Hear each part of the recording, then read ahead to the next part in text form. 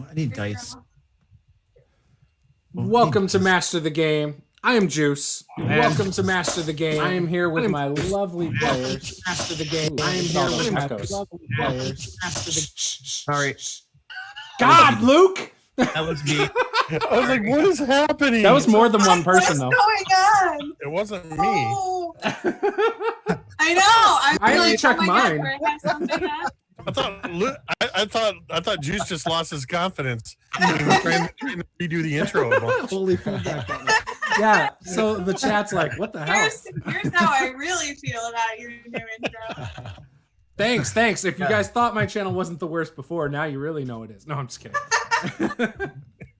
Inside joke that the chat's missing out on. So welcome to Master the Game. I'm Juice. These are my lovely players, plus Luke. And no, I'm just kidding. We want to thank you guys for joining us tonight for our 9th episode of Descent Into Avernus. It's been a lot of fun so far. We've had some pretty memorable incidents, and I'm looking forward to more. Before we get into it, I do want to quickly say, if you want to support the channel, there's links down below in the pinned comment, in the description box. You can also find all of these more famous than me YouTubers in the description as well. But we got like a new store that you can buy Master of the Game merch and some other cool stuff. You can support us with that Patreon, which this is the first time I'm saying this to this group. They haven't heard this. Starting August 1st, any of my patrons at $20 or $50 can purchase re-rolls and things like that using points that they get through Patreon, such as getting re-rolls, auto crits, auto successes, all that good stuff. And I'll have a menu up in the Patreon here soon for that. So yeah, with that, anything you guys want to say? Maybe introduce your characters. How about that? There's a good way to start. Oh, fine. Don't all go at once. I'll start. My name is Nate. Yep, my name is Nate, and I am playing a drow rogue named Zed. And he's a longtime resident of Baldur's Gate, former member of the Thieves Guild. Well, still, I guess, technically a member. And he is young for a drow, impressionable, and incredibly good looking, like Nate. And incredibly dashing, long, flowing hair. I think that's Nate wishing that he had long, flowing hair. Has a permanent fan blowing on him. Can that be like an effect we can add? Like a cape of billowing. Yes. Oh yes. Can we do that? It's a quaff of billowing. His hair just constantly. Yes. Perfect. Excellent. Yeah, Zed's going to be the only character that I think makes it through the end of the campaign. I'm calling my prediction right now. Dude, he's calling you out. Squishy. I'm squishy. Yeah. I feel very called out right now. Hey, Jake, you were talking all that smack, man. I may have even talked smack in my retweet of tonight's game. You did. I'll introduce my character at this point the way I did on Twitter. I'm playing Ephiphany Arakillion, the unkillable, the undying. I may have bragged before our game in our chat about the fact that I have never had a character die in a campaign. So I feel like, not only do I feel like the dungeon master, but I kind of feel like my fellow party members might try to change that. Love it. How about Vox? Does she want to go next? I am playing Vox. I'm Paula. And Vox is a changeling bard. College of Whispers. So far, I don't know. Her role in the party has kind of been to try and convince Luke to let me talk about things, to people, and try and keep as much peace as I can. Nice. Caeldrim? I'm a paladin. My name is Caeldrim. I'd have to look at my character sheet to tell you anything else beyond that. I think I have. You're an ASMR? Caeldrim the Wise, I believe. I'm an ASMR. Caeldrim the Quiet. I'm not wise.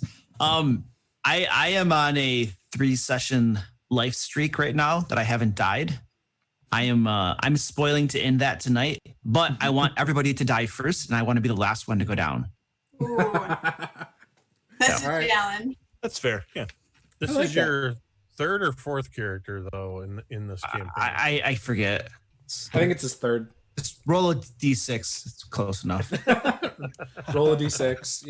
-1. That's how many characters. Well, Paula lost her Reroll character session. That's true. She was the first victim. It was very awkward too, wasn't it, guys? Well, so it was awkward because, like Jake, I was gonna say, I feel partially responsible as the cleric who had literally no healing spells at that point. It was pretty epic. Cleric ever. Well, it was that first encounter into Descent into Avernus is so wonderfully balanced for a first level party. Yeah, I know. There were only minimum. Wait. We can't take look, Paula needs to take some responsibility for what she did too. She ran in the middle of 6 people.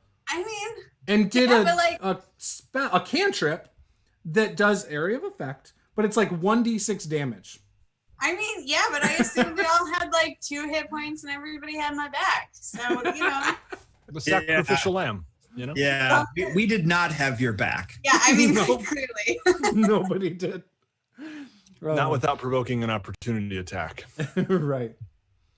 So last session, you guys made it through the main floor for the most part, and then you made it through the top floor of the Vanthampur Villa. And we left off, you guys had 2 prisoners in cages.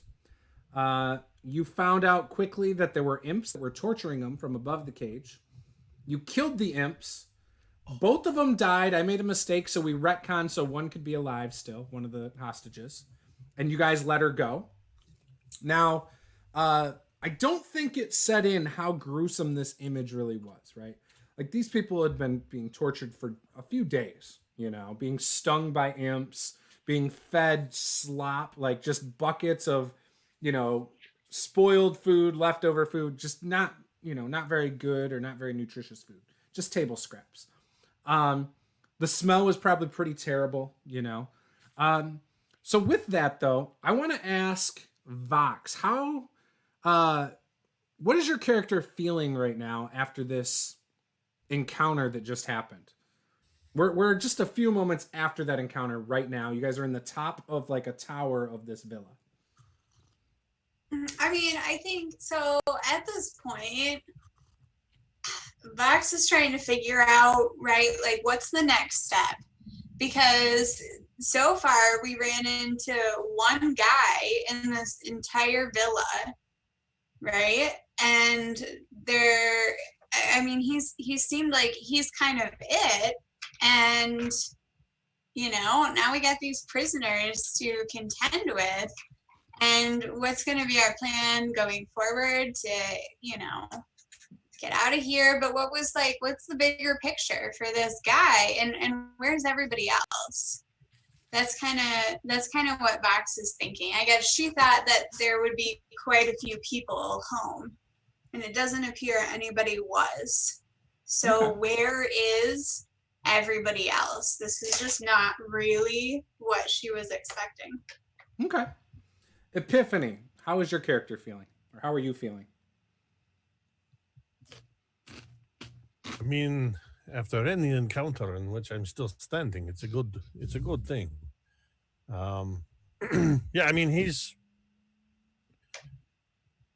He's continually looking out for himself, keeping an eye on his companions and doing what he can to help, but as long as he's not the one in the cage being tortured by an imp, he's good. Okay. How about you, Zed? Also, you guys remember too, there are patrolling guards outside as well. Yeah, Zed is very nervous about the patrolling guards for sure. nervous that we have infiltrated such a powerful family. He knows of the Vanthampurs. He grew up in Baldur's Gate, and definitely a little worried about tangling with such a powerful family. But the news of Baldur's Gate, their plot to kind of undermine the leadership of Baldur's Gate, and all of this is just his motivation. He has, as a drow, has been mistreated for sure, but this is still his city. This is still, my mother is here. My father might be, not quite sure what happened to my father yet, but there's still some love of this city and a desire to find out, what these people are up to. Okay. And then Caeldrim, what's going through your character's mind? Yeah, so this Shailene lady who was just getting tortured and stuff, she needs to suck it up. And I have 35 hit points, and there are guards patrolling outside, so I kind of want to go kill something. Okay. Cool. And nobody wanted to... I know you guys were talking about taking a rest or something. Some of you were, or healing or something last time. Did we take any short rests yet? Were we? I thought someone was talking about that. I'm good. I'm not gonna get anything from a short rest. I currently have a hunter's mark going, so if I short rest, I'm gonna lose that, and I'm all out of spell slots. So I have literally nothing to gain from a short rest. Mm-hmm. I'm down a third of my hit points, but still those 2/3 left. Okay. So I could keep going, but if others are hurting worse than me, maybe we want to take a short rest. I have like almost all of my lay on hands pools still up. So if you go down to 0, I can just pop you back up. Pop you back up. Pop you back up. Pop you back up. It's, we're good. It's easy. I have a ton of spell slots left, and I still have max hit points, so... Yeah, that's because you're staying at the back doing too much talking and not enough action. So remember that when you run out of that pool, lay on hands. I am barely scathed, so I'm fine to continue on. Look at that. All of us are fine, cool. And our rogue over here is crying in a corner. Man, I'm good to go. I've got my double crossbows ready. All right. So last time I don't have double crossbows. There was that loud bang from the bookshelf toppling over during the encounter. So after this encounter kind of happens, you guys have kind of regained your bearing. You're no longer in combat. And you see kind of hanging out at the stairs, Caeldrim, you see that Tressum cat that looks like this. Hanging out. No. Kitty cat. He starts to walk down the stairs. What would you guys like to do? Here, kitty. Meow. I'm gonna go after him, kind of hunched over a little bit, hand outstretched, kind of like gesturing at him, calling to him and stuff. I want to just give him a good petting. Okay. You start patting him, and he likes it. He does that thing where his back arches up towards your hand. Oh yeah, I'm just giving it a nice. Yeah. But he does continue to keep moving, and every few steps, he's making sure that you are kind of following. Oh, I'm following him. Yep. Going along.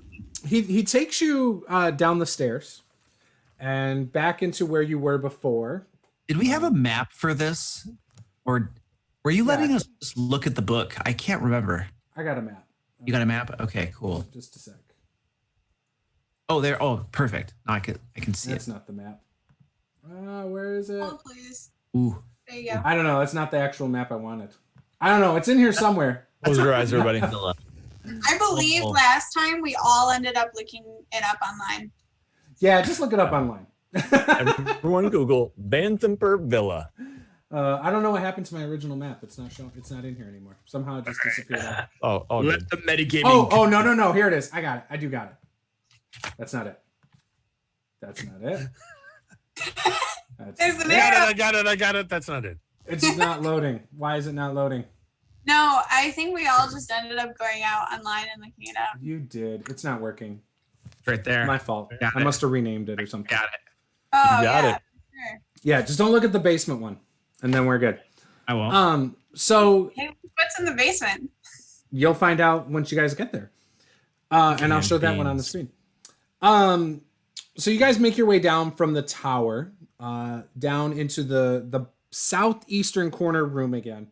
And the cat leads you out into the room above that and out into the foyer and downstairs to the main floor again.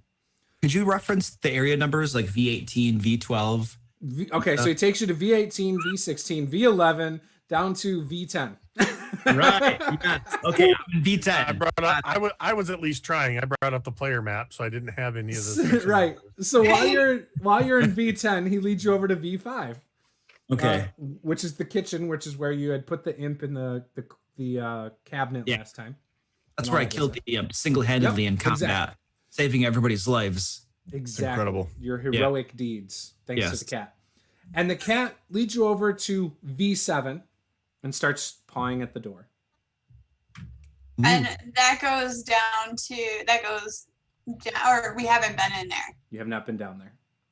Leads to the basement. I'm gonna kneel down next to the cat and just kind of rub his chin and be like, "What's in here, guy? What's in here?" Meow. Anyone have speak with animals? Yeah, animal handle. I speak with animals. Any barbarians here or gnomes or anything like that? No, I'm a useless rogue. Not it. Okay. Well, did my companions come with me, or are they upstairs in the tower still? I followed you. At this point, I think we're used to following a cat. Yeah. Yeah, I mean, we'll just follow the cat through the whole place. Like, clearly, that makes the most sense. The cat moves out of the way. With your permission, there, Caeldrim. Starts bathing itself. I'd like to sneak down first. Oh yeah, I'm gonna kind of pick the cat up, and see if he'll just kind of like perch on my shoulder, and see if he's comfortable doing that. He is not comfortable and jumps off of you and glides back down to the floor and starts and continues to bathe himself. I was picturing him gliding on your shoulder. On my shoulder. I'm just gonna like throw him some kisses and be like, "Thanks, little kitty. We'll be back," and then I'll make room for the rogue to do his thing. All right. So I step down there and I don't creak any floorboards. No, I would like to try to sneak down the stairs. Okay. When you open the door, you see what looks like a crate. There's no top to it. And looking into it, you see like what looks like a vial of some sort of an oil. You also see what looks like a round canister, and almost what looks like to be a potion of some sort. Ooh. Take a sip. Take a sip. Okay, wait. So I misunderstood. This is a closet or something? Yeah, when you open the door, there's stairs. But before you see this like stairs, there's like a crate just to the side there with some things in it. This is your 50 crate, by the way. Oh, snizzle. Is this like a video game where like you get to a hard part and there's like additional health potions right This is a save spot. No, would you guys like to save? This is more like a microtransaction loot crate. Yes, it's a loot crate. Oh, nice. A 50 loot crate. All right, so yeah, 100 likes, we get that bag of holding. Weirdly, it has Master of the Games logo on the crate. It does. It says $50 Patreons here. I would like to remove these bottles and hand them to my companions real quick, and then try to open the crate. All right. They're just inside the crate. The crate doesn't have. Oh, gotcha. Okay. Yeah, it's kind of like think of like a milk crate, and things are just in it. These three things. Yep. Sweet. Okay. So I'll tell you guys what they are. One of them is an oil of sharpness. One of them is an elixir of health. And another one is Kyoton's ointment. Ooh, ointment. Yep. I could use some of that. Smells like some icy hot. I do have this rash. I have this strange razor burn on my. Feel free to look those things up in D&D Beyond. So oil of sharpness takes 1 minute to apply. It can coat 1 weapon or 5 pieces of ammunition, slashing or piercing. Wow. And for 1 hour, those that item has a +3 bonus to attack and damage rolls. Dude, that's good. All right, so who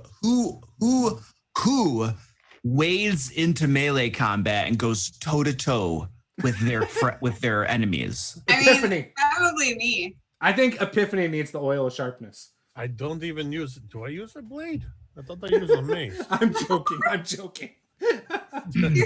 You know, with the type of damage. If you hit it hard enough, it might cut him.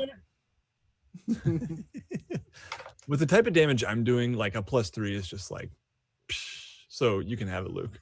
All right. It's mostly probably going to come in handy if we have to bypass resistances or something like that. Yeah, that's true. You know, but it does take a minute to put it on, so we have to do this in advance of any fight we get into.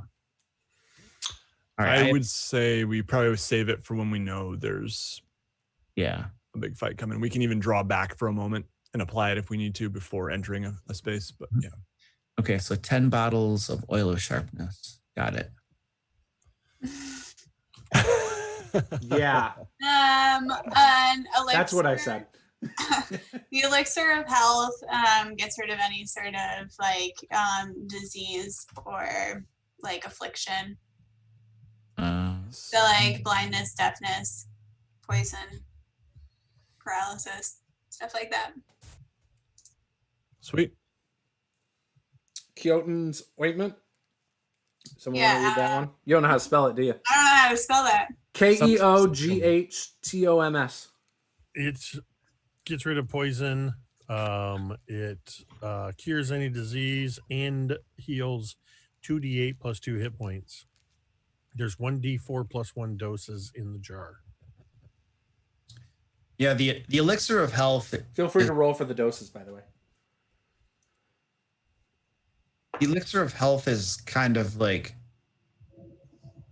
out of combat thing, but we might just have our healer carry around the Elixir of Health. I was kind of feeling like this is like, oh, okay, we found the medicine. I put it in my doctor's bag. Mm-hmm. Yeah, I think that would be appropriate. The elixir. And the Caeldrim's Ointment is a similar type of thing, right? It also heals though, 2d8 plus 2 or something. But do we want to have all of our healing all in one person? It might be advantageous to spread it around a little bit. Like I'm thinking Paula. I can take that. Yeah. Take one of them. Yeah. Which one are you taking, Paula? I'll take the ointment. You would. The ointment. Yeah. Well, I mean, somebody else can take it too. Like that's fine. You guys need all these fancy potions and elixirs to do these things, and all I need is my hand. So you guys are welcome to them. Just you and your hand tonight. That sounds bad. It's a good song. It's a good song. We're like 10 minutes in and we've already gone down.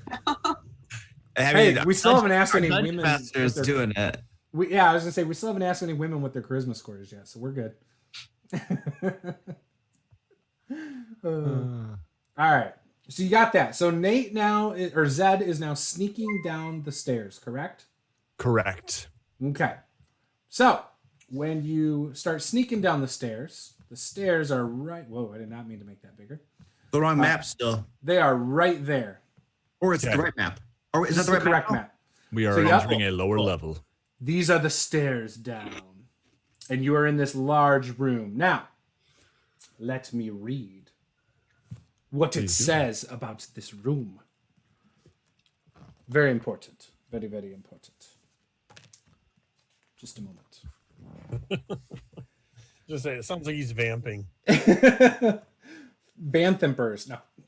4 stone pillars brace the 10-foot-high vaulted ceiling of this dry cellar, the walls of which are lined by a dozen barrels on wooden braces. Half the barrels have brass spigots tapped into them.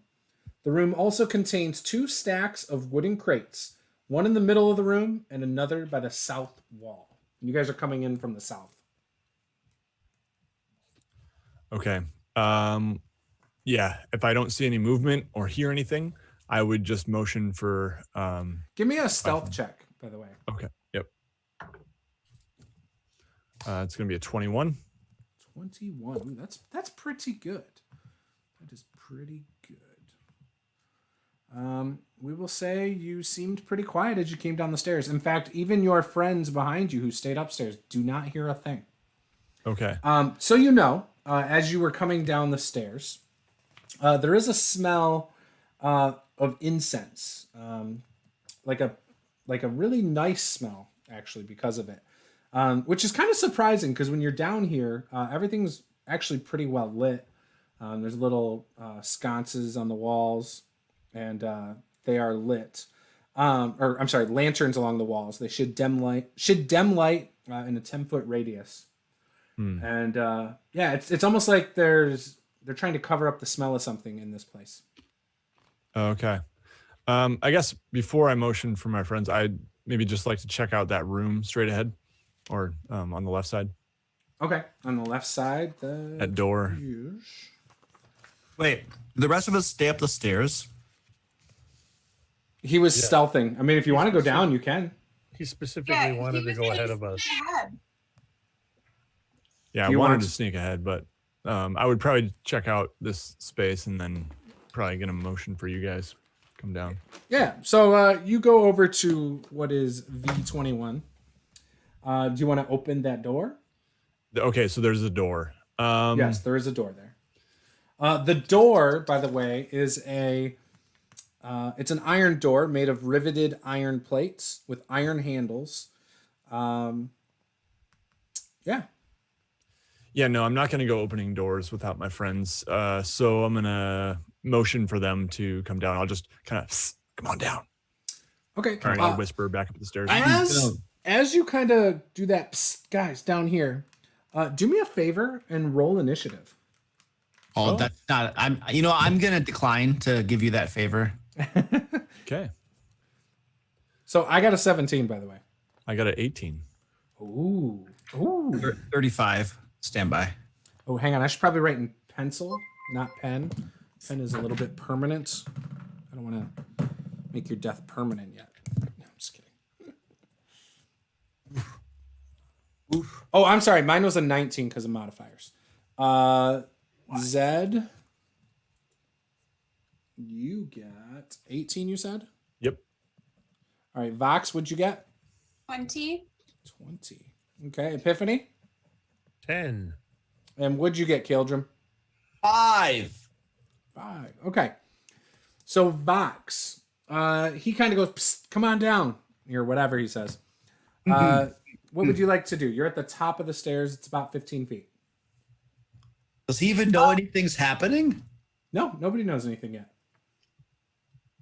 I'll go ahead and just, walk down the stairs like I normally would. Okay. I assume it must be clear if he tells me to come down, so.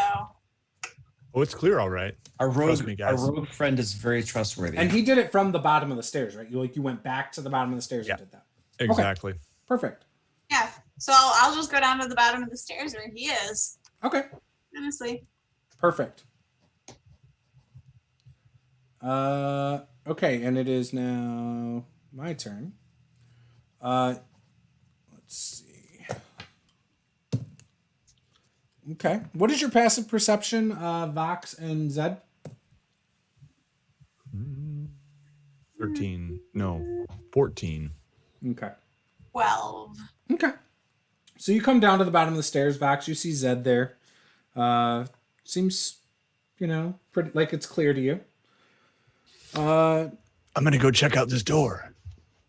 Okay. It is your turn to do that. As you turn to do that, you start walking over towards the door. You get most of the way there. And actually, you get almost all the way there. You're right next to the pillar. Would have been Epiphany. I'm just following along, moving through the room, following in everybody's footsteps. Okay. So you get kind of in between where Zed and Vox are. So you're kind of in the middle there. Caeldrim, how about you? I'm just going to charge down the stairs, wondering why my companions are going in front of me when they know that I should be going first to protect them. I know how squishy they are, so I don't know why they went down first. And so I'm going to go down, dashing, pushing my way past them, a little grumpily as I get down where the rogue is. And then I'm just going to look around and be like, hey, what's going on down here? Oh, we got barrels. All right, guys, time to get sloshed. So you're basically, we'll say, right in front of Epiphany, but behind Zed by about 10 feet. Okay. And then Vox. So Caeldrim kind of pushes by you at the bottom of the stairs as you're kind of like scoping things out a little bit. Yeah, I give her a little bit of an elbow because she is always making rude comments about me, So I just kind of roll my eyes and let it go.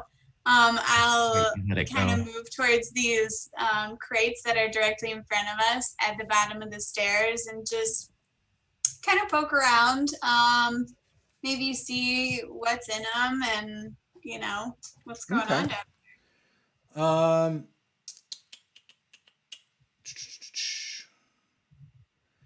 So there's 6 barrels that are containing drinking water.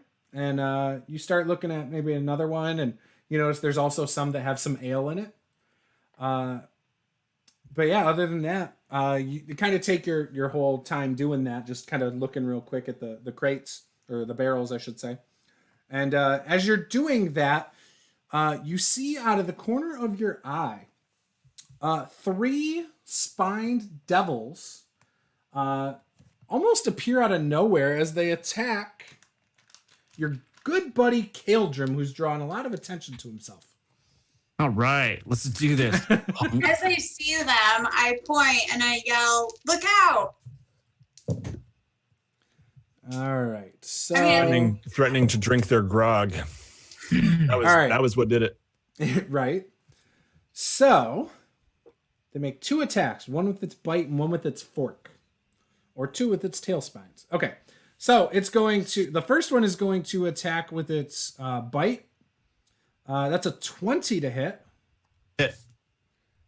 And oh my gosh, I can't pull my dice out of my own dice tray or dice box. All right, 2, 4, 4 points of slashing damage from the bite. The other one is going to be with the fork. That's an 18 to hit. Miss. That'll miss? And I kept concentration on Hunter's Mark too from the first one. Okay. So that was their first series of attacks. Their second series of attacks. Or I'm sorry. Yeah. How big are these things? They're small. Okay. But bigger than an imp. They're a small fiend. Or something. Little wussies. So I get 2 more hits on, this time it was the fork. Sorry, the first ones were all bites. These are the forks. So 2 of them are into the 20s. That's a 21 on both of them. Ooh. For 20 for both of them? To hit. 21 to hit. Yeah, that's a hit. For 11 total points of damage. All right, so that was their turn. So you guys see 3 spined devils surrounding Caeldrim, next to Epiphany too. Epiphany, you're within 5 feet of 2 of them. And it is now Zed's turn. Okay. So I would definitely move over to my buddy Caeldrim, and I pull out my dagger. I've already got my short sword drawn, and I am going to attack the nearest devil. Cool. Let's see here. Got to remember how to play D&D a second. Right. Let's see. Yeah, sorry, I'm just checking out my roguish things here. It's that character sheet. Looking at that character sheet again. That's right, but this time I'm doing it not while I should be paying attention to things. So you were stealth, but when you started talking, you kind of gave up your stealth, so they can see you. Yeah. Okay. Yep. All right. So that is going to be so I've got 2 attacks, one with my dagger and one with my short sword, and that is going to be a 20 to hit and a 15 to hit. Okay. Do both of those hit? They will both hit. Okay. Sweet. Now your first attack, whichever one that was, I believe will get sneak attack because Caeldrim's within 5 feet. Oh, okay. Yep. Good point.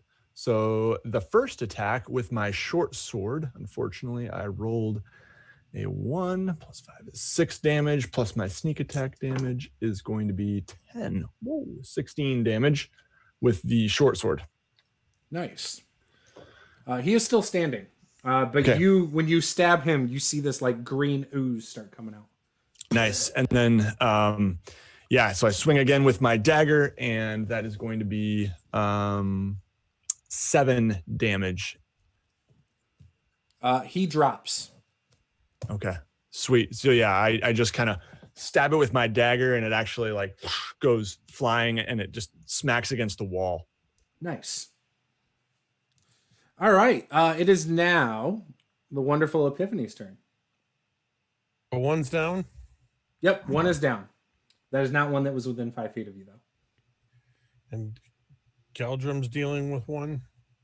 Yeah, Caeldrim. He actually has one came up to him. Yeah, so there's 2 that are left. They're within 5 feet of Caeldrim and you, Epiphany.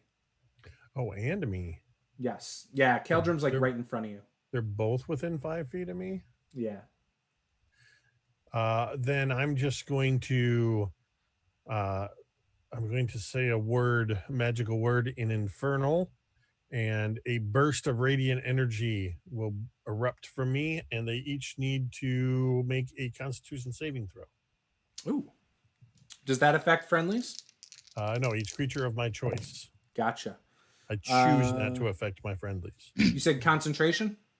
Or Constitution? Constitution, yeah. That's what I meant. 17 and 7. The 17 is going to pass. The 7 is going to fail and is going to take 1 point of damage. What kind of damage is that? Radiant. Instead of being this big poosh of radiant energy, it's more like. Ooh, I made a mistake. It's okay though. Okay. These aren't spine devils. These are bone devils. They're creatures that look like spine devils, but apparently are not. No. All right. Awesome. Is there anything else you want to do? I don't think there's anything else I can really do at this point. Gotcha. Okay. Next up is Caeldrim. So I have one devil that's fine, one that has been injured, correct? Yes. All right. I am going to look at them and I don't speak their language probably. They probably speak common, but I'm going to say, all right, fools, let's do this. That's all you got? You're just going to sting with your spines? You all suck. Let's go. Come on. I'm trying to just intimidate them, incite them to attack me and all that sort of thing. Okay. And then I'm going to take the dodge action. Okay. Good. All right. It is now Vox's turn.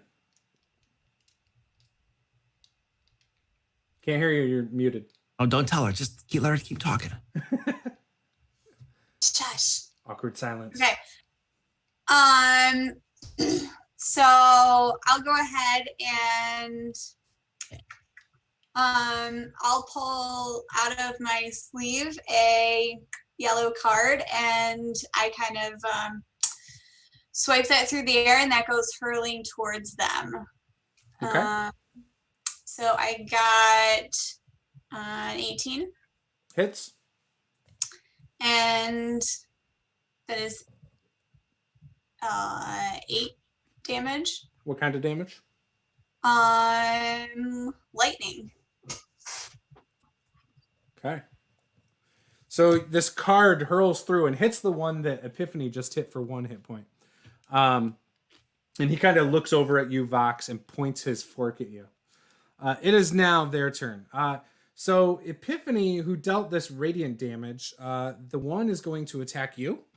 I'm using my reaction with my shield to impose disadvantage. Okay.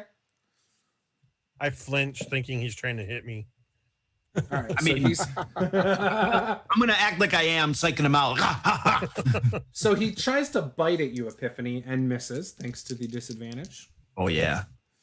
But then his fork is definitely going to hit. I'm like, sucker, come on. Pick on some of your own size. For 5 points of damage, Epiphany. Look at, he probably has a necklace around his neck to Asmodeus himself, okay? Like, he's on your side. Then, as Caeldrim's doing that, the other one's going to attack Caeldrim. I'm dodging, so it'll be disadvantage. Okay, so first one misses then. Second one misses as well. Okay. It is now Zed's turn. All right, So, I'm going to so go. the one that's right next to you still kind of just missed Caeldrim. Yep, I'm definitely going for that one. And I want to be not within range of the other one if possible. Okay, are you going to like- use a bonus action to disengage? Well, so you are do they have both, that ability as a... Yeah, but are they both currently within 5 feet of me? Yeah, so the way I see it, the way I'm picturing it is Caeldrim, Zed, and Epiphany are in 3 side-by-side squares. And then you have a Bone Devil on Caeldrim, or Spine Devil on Caeldrim, Spine Devil on Epiphany. Okay, so If then I'm thinking in terms of a grid. potentially only one of them is within 5 feet of me then, right? Correct. If I'm okay. Yeah, I want to keep it that way. So I'm just going to attack with my short sword and my dagger once again. That will be a 20 to hit and a 25 to hit. Both hit. And sneak attack on the one because Caeldrim is within 5 feet. Mm-hmm. So that is going to be 10 plus. Okay, so 14, 19 damage between the 2 attacks. Okay, and then resistance makes. Oh wait, it a no, lot I'm sorry. less. 19 on the first one, and then Oh. because and then I forgot my dagger is a D4, so that's 4 plus. So that's 28 damage. Yeah, you killed that one. Okay, sweet. And then I would like to,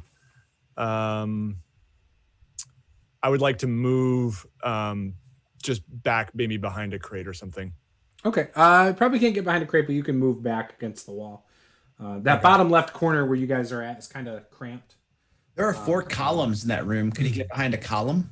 So There we go. I pulled it up for you guys real quick. So you guys are pretty much right here where I'm pointing in these 3 squares. So there's like a column right there. Right there. Okay, but I haven't You moved guys are yet, just- so I have 30 feet of movement yet. Yes. But So- you were at this door over here to the far left. So there's only like 8 squares right there. Okay. So, Well, if I can, I would move behind a pillar. okay, you could do that. Okay. Yep. So I'm And that's it. imagining your character moving right there. Yeah, that's perfect. Yep. Okay, cool. All right. It is now Epiphany's turn. Okay. I think after Caeldrim said that about being on their side, I am sort of flipping through all of my necklaces, looking through a pendant to Asmodeus. But I am actually not that type of tiefling. Whatever. You just don't want to tell us. It's probably Come the on. one type of sigil he doesn't have. This is a safe space, all right? Openness, transparency. It's all good, man. Hey, I'm going to put up my X card. We're not playing any evil characters here. I'm just kidding. No, he's so he's flipping through, trying to figure out if there's anything he can do with this, and he just how far is this away from me now, or is it 5. still on me? There's 2 within 5 feet of you. 1 straight ahead and 1 diagonal. Well, this didn't work so well last time. Or I'm sorry, there's only 1 left. The second one's been killed by Zed, even with resistance. And he's taking damage. The only one left has not. Oh, it hasn't. I'm going to try this again, and I'm going to do this. No, I'm going to Sacred Flame him instead. He needs to make a dex save. Okay. A little bit more damage potential. What's your alignment, Zed? I'm just curious. By the way, he failed. He's going to take 3. 3? 3 radiant damage. I think I'm neutral, Juice. Yeah, see, there's no evil characters in this party. Danny Kriegbaum Larson. That's a very specific name. I don't even know where alignment is on here. I think it's like one of the far right tabs under like. I think it's in like extras. No. Yeah. Seems like it would be under personality, like It's by in that description. That makes too much sense. Yeah, that's very nice. Yeah, there we go. Alignment. I didn't write down an alignment. But See, he's lawful good. He's a lawful good assassin. You know what? He's trying to find himself right now. Like, no judgment for that. I'm right? a being. I won't be pinned down. I'm a living, breathing dark elf. Like, come on. Right. Shades of gray. There you go. All right. Epiphany did his radiant. What about Caeldrim now? We got one left. One left? One left, man. Has he been damaged at all? For 3 radiant damage. 3 radiant damage. Who's sucking it up? Okay. I'm trying. Did he attack me last time, or was he attacking somebody else? He was attacking you. He was attacking me. Yeah. I'm just gonna look at him and I'm gonna be like, really? This is all you can do? Like, we're about to kill you, and you're gonna go back to Asmodeus, and you can't even kill me. Like, you suck. Just staring him down, and I'm dodging. Damn it! Luke, your character is so frustrating. It's the best tactic, and it's so annoying. It's so smart. Box. Oh, okay. So I think I'm actually just going to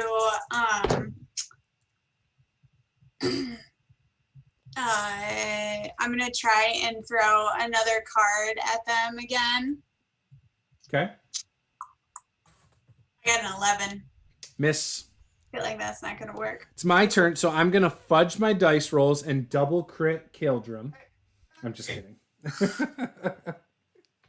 I am gonna do the bite and the fork. Actually, I'm gonna do the tail spine twice because that looks way better. Tail spine is a ranged attack, so he has double disadvantage. Oh, that's true. Damn it. Oh, thank you. Oh, Luke. Bite and a fork. I'm looking at it and I'm like, oh, it is ranged. Damn. He already has disadvantage, so it literally makes no difference, dude. Yeah, but that's very meta. He would bite and fork you within 5 feet. Fork you. Oh, He's gonna bite and first fork roll you. was double 18s, so Yes. that's actually a 20. So 20 hits, right?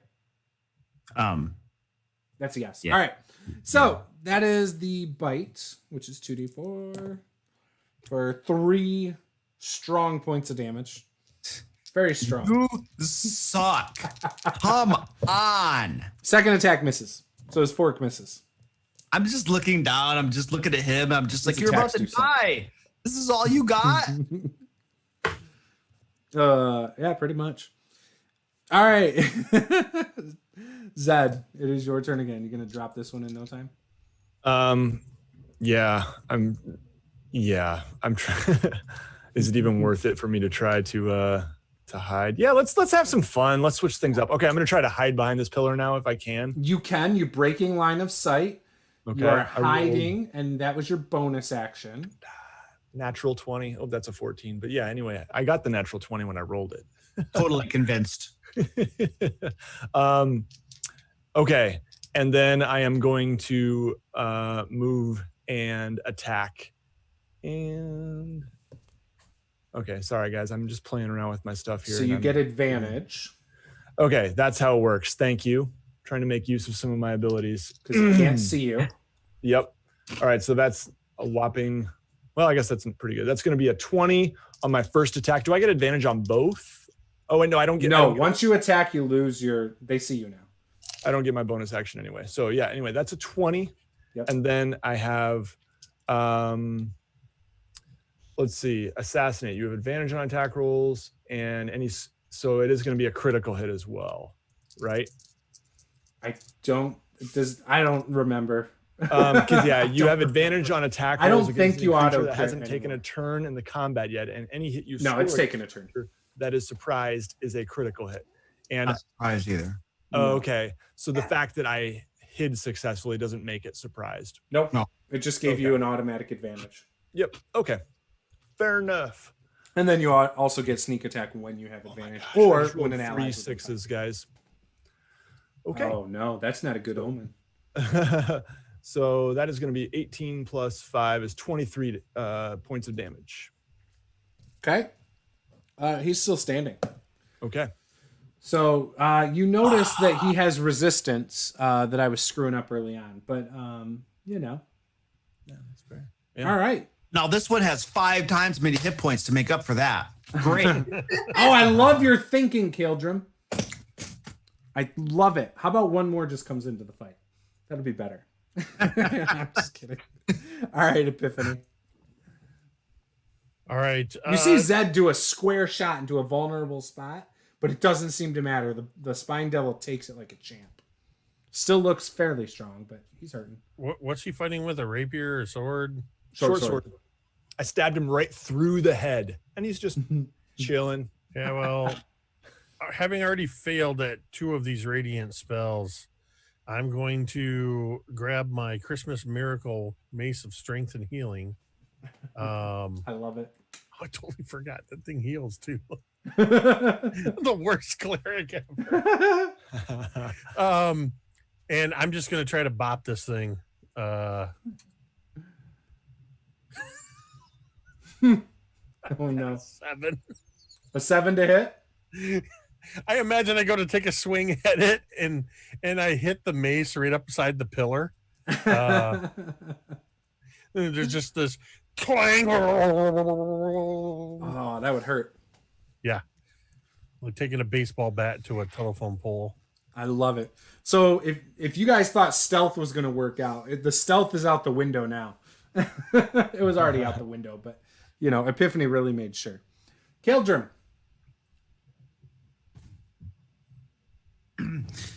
Just shaking my head at my companions. The rogue gets a shot right in the back of the head, can't kill him. The Vox is throwing playing cards around, like, are we playing poker? Epiphany doesn't even know what his weapons do. All right. I'm sorry, you're the one who's not attacking. He's the one who's just like, huh, is that the best you got? Huh. I'm looking again at this devil and say, you know, you see all my companions around here? You see how incompetent they are? You'd think that you'd be able to kill me, but no, they can't even hit you, and you can't hit me. I'm still standing here. Like, what's wrong with you? And I'm going to turn around, and I'm going to show him my bum as I dodge. You turned your back to him, though, right? It's irrelevant. I know, I'm just kidding. Well, what if we're using facing rules? You don't have shield. You don't have your shield now. My bum.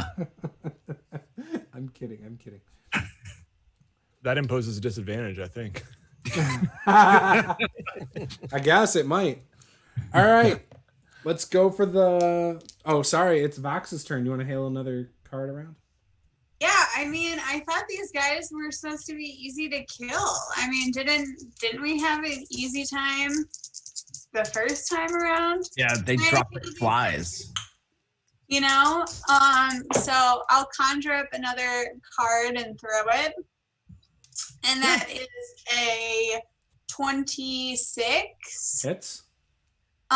26. Did you crit? I got a 19. Oh, geez, oh, Pete. And that is 8 damage. Cold damage. Cold. You drop him. Wait, no. Oh, come on. They're devils. Devils have immunity to cold. Yeah, no.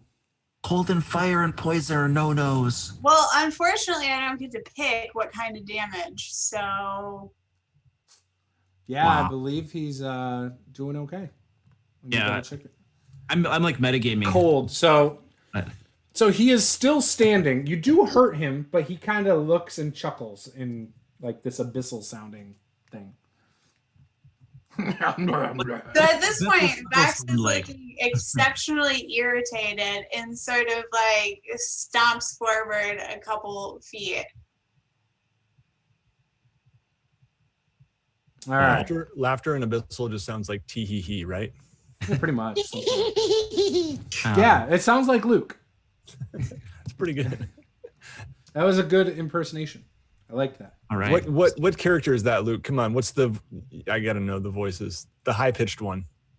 Oh, that's either Gary the intern or the Rogue. the intern. Yeah. That's not even how you do it. Stop That trying is totally how you do it. I'm a better Gary the intern than you. I don't know. Probably not. That's going to be reflected in your yearly performance evaluation. I just want you to know that.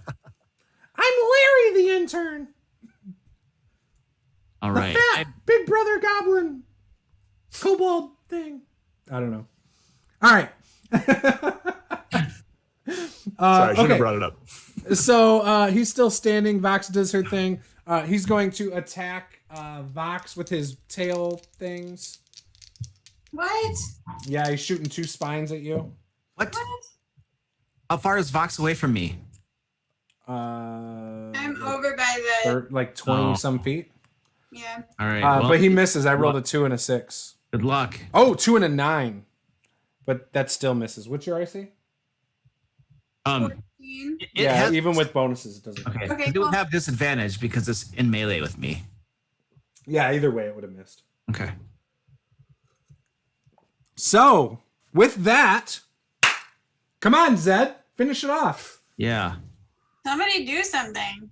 You're not a monk. Zed- You're not a Zed, monk. This is why you're confused. Yeah, no, I'm channeling it. I'm doing something that I saw on Kung Fu: The Legend Continues on in the Baldur's Gate comic books. Okay. Okay. I am. Oh my gosh. Uh-oh. What'd you do?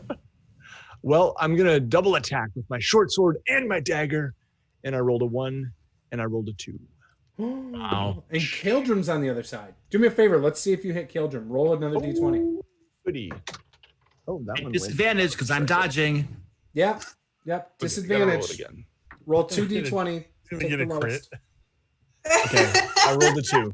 A 2. All right. So Caeldrim has to dodge out of the way of your short sword coming right by the devil, the spine devil, and then you see Caeldrim like do this matrix thing out of the way.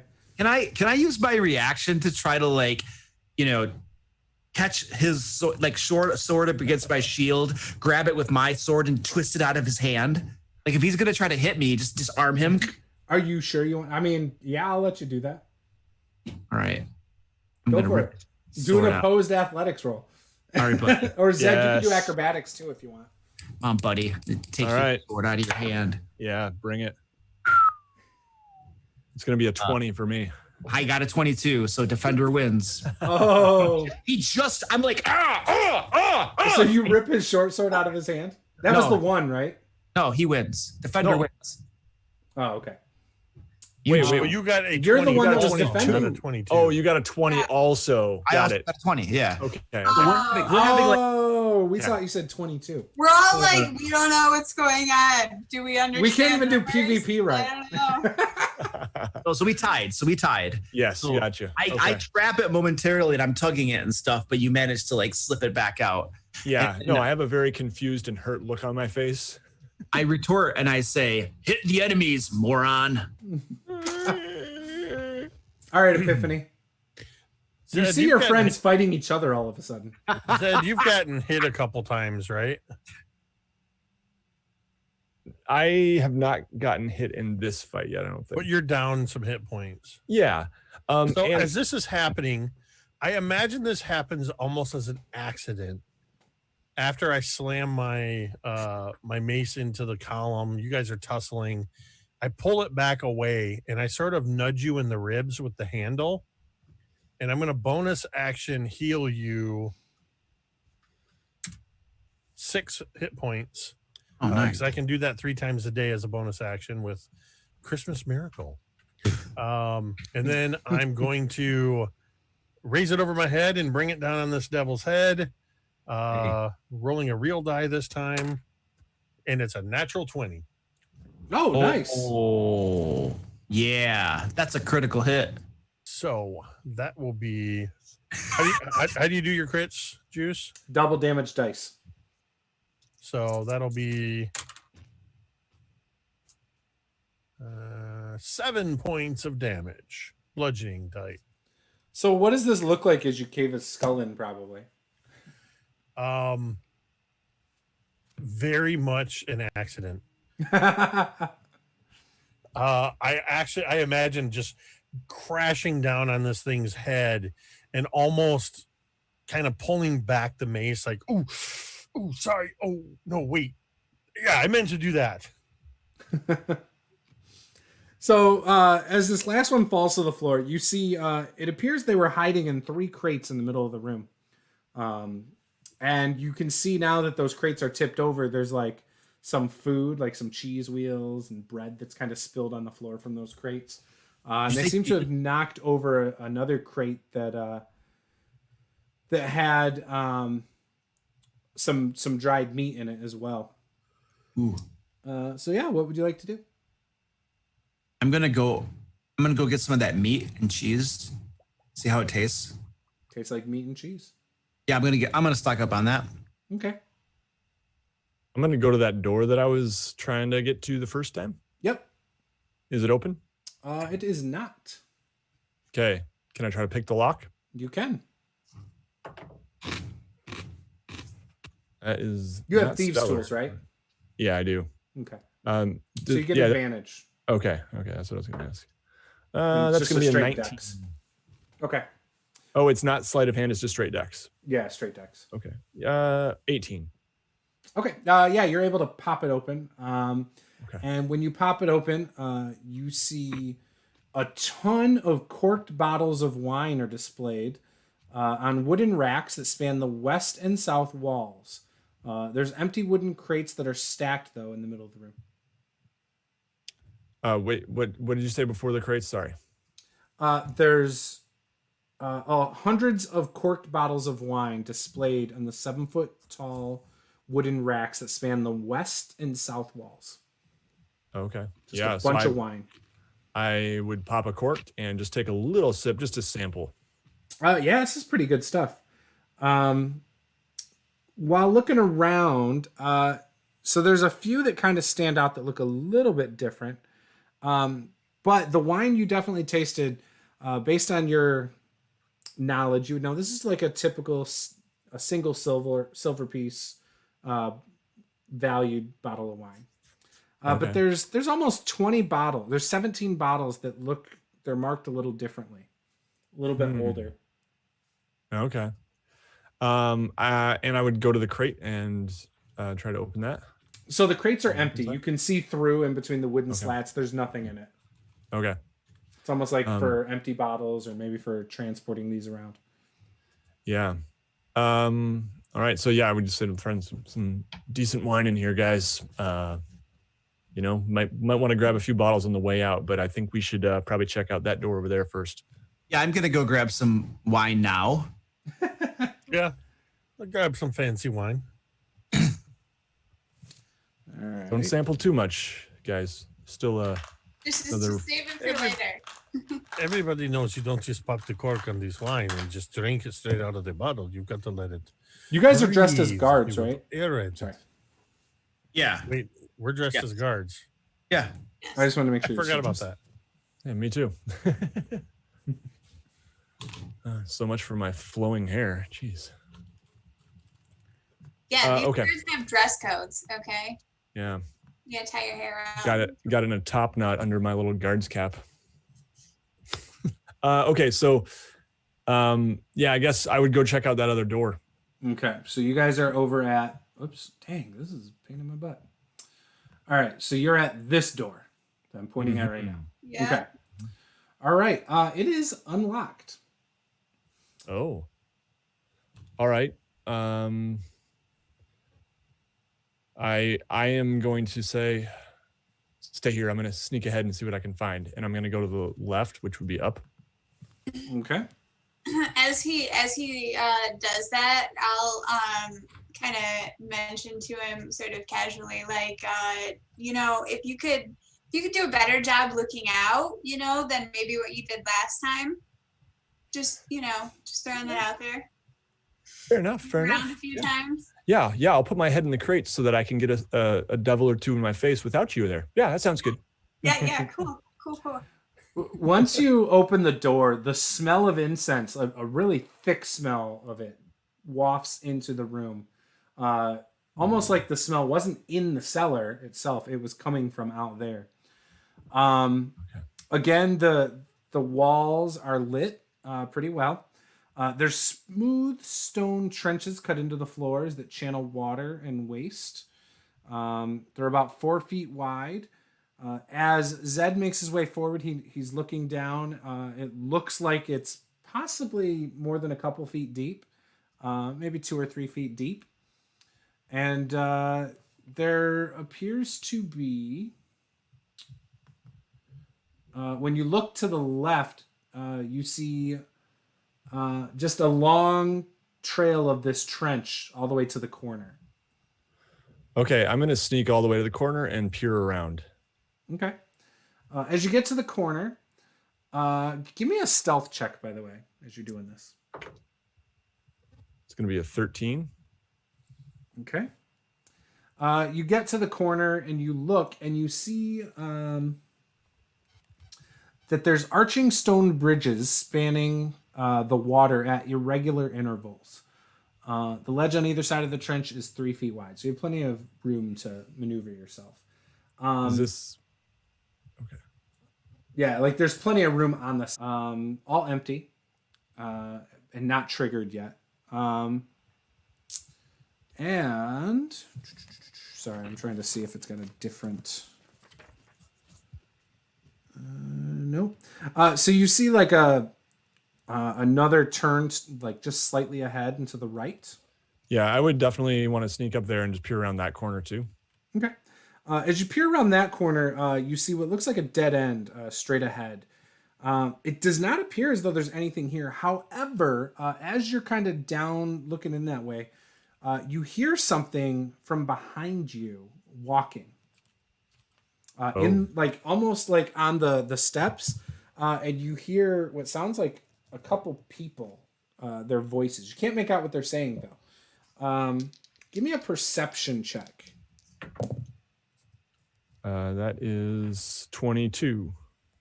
Okay. Sorry, just 1 second. Where is that? Oh, there it is. So you hear what sounds like two humanoids, and when you kind of look around the corner now, they're coming around the corner behind you. You see two humans dressed in black robes. They're each carrying a censer and wearing a thin golden mask shaped like a devil's face. The censers are what is giving off the smell of incense. Mm-hmm. You can't see their actual face because of the masks. What would you like to do? I would like to, if possible, if it's narrow enough, I would actually like to try to climb up the wall and get as close to the ceiling as I can. Hey, Juice. Yeah, go ahead. He's been doing this for a while now, and before you ask us to roll initiative, I wanted to do some healing, so I'm just gonna go ahead and be doing that. Yeah, you could do that. Yeah, you would. Yeah, it's been probably like a good 15 seconds, so you would have time to heal yourself. All right, cool. I'm gonna take that. Now, the walls are they're too smooth to climb. They're also only 9 feet tall. So what I mean is legs on one wall, arms on the other, and try to back and forth my way up. I don't think, let me look at the description. It looks like it's about 5 feet. It might be 10. Might be 10. Yeah, Based it looks on like the 10 description, actually. I don't think it's possible. Yeah, Okay. The description was that they're like 4 foot wide trenches. Okay. So then you had the 3 foot on each side. So you're talking about 10 feet. Yeah. Yep. Okay. Yeah, no, that I see that now. Okay. So then in that case, are there any torches or anything in this long dead end hallway? No, it's a little bit darker. Okay. So I'm just going to run to the end and kind of curl up with my cloak over me in that rubble at the end. Okay. So you did say you had a 13 on your stealth before. Mm-hmm. So you heard these guys talking. and then you rolled your perception of 23. At first you couldn't make it out, but as they got closer, you noticed one said, "Wait, what's that?" And you heard it as you started to run. So the one's like, "I didn't hear anything." He's like, "No, I heard something." So you actually see them come over to the corner and peek around. What are you doing? I just have my hand crossbow out under my cloak, and I am trying to hide as much as possible in the shadows there. Okay, give me another stealth since you kind of moved into darkness a little. Mm-hmm. And since they're kind of actively looking, I'll roll an opposed perception. Oh man, I rolled a 13 again. Ooh, hey Luke, I rolled a 13 as well on perception. Who does the tie go to? I'm letting you decide. I feel like someone who's actively, I don't know. They're actively looking. You would have failed. All right, so they see him, is what you're saying? I think so. Yeah. All right, so you guys are obviously back in the room, so you have no idea what's happening. Yeah. He obviously does. So we'll just do Nate roll initiative, and then I'll roll initiative as well. Yep. This would be a fun one-on-one encounter. All right. So I'm gonna just tell 1-on-2. While we're back in the room, I'm just gonna start telling everybody a story about a friend I had once who like went off on his own. You know, we never saw him again. You know? We'll say that takes a good like minute and a half to 2 minutes to tell. But actually, it's Caeldrim. It'll take about 12 minutes to tell. Yeah. But a normal person, it would only be a minute and a half. All right. I rolled a 15. What'd you get? I got a 21. Okay, perfect. So you notice that they see you. Yeah. Now they only have what looks like a sword. They both pull their swords out, and they start moving towards you. You said you had your crossbow out? Yeah. So I guess as soon as they like actually cross that into this narrow alleyway, dead end alleyway, whatever. Yep. I would fire a crossbow bolt. Okay. Shoot. Go for it. They haven't acted yet, technically. Okay. So that is 17 plus 7, 24. And crossbow. I don't know if I've used my crossbow much yet. Okay. That's 3. Your assassin thing, I think, comes into play because these guys haven't taken a turn yet. I think Correct. so. So that's 3 plus 5 is 8 plus 19. Okay. And then, yeah, that assassinate makes it a crit. So. Well, they're not surprised, but. Oh, right. okay. They haven't taken So a turn it's just, yet. I just get sneak advantage. attack. Okay. Yes. Okay. So, I just picked up the die and forgot what I got. Okay. Hold on. Guys. Maximum. I think it was 19. Damage? 19 damage. Yep. All right, so you shoot one and just drop him instantly. Okay. So now it's their turn. He's going Well, to hold on. I would like to use my movement too. Oh, I figured you made it to the end of the hall. But that was before we rolled initiative. Okay. So I would like to. I just actually want to rush past him. Okay. So I guess. Hold on. 1, 2, 3. It's pretty far. It would take him a double 6. movement to get to you. Yeah. So I would just run as far. I would run my 30 feet.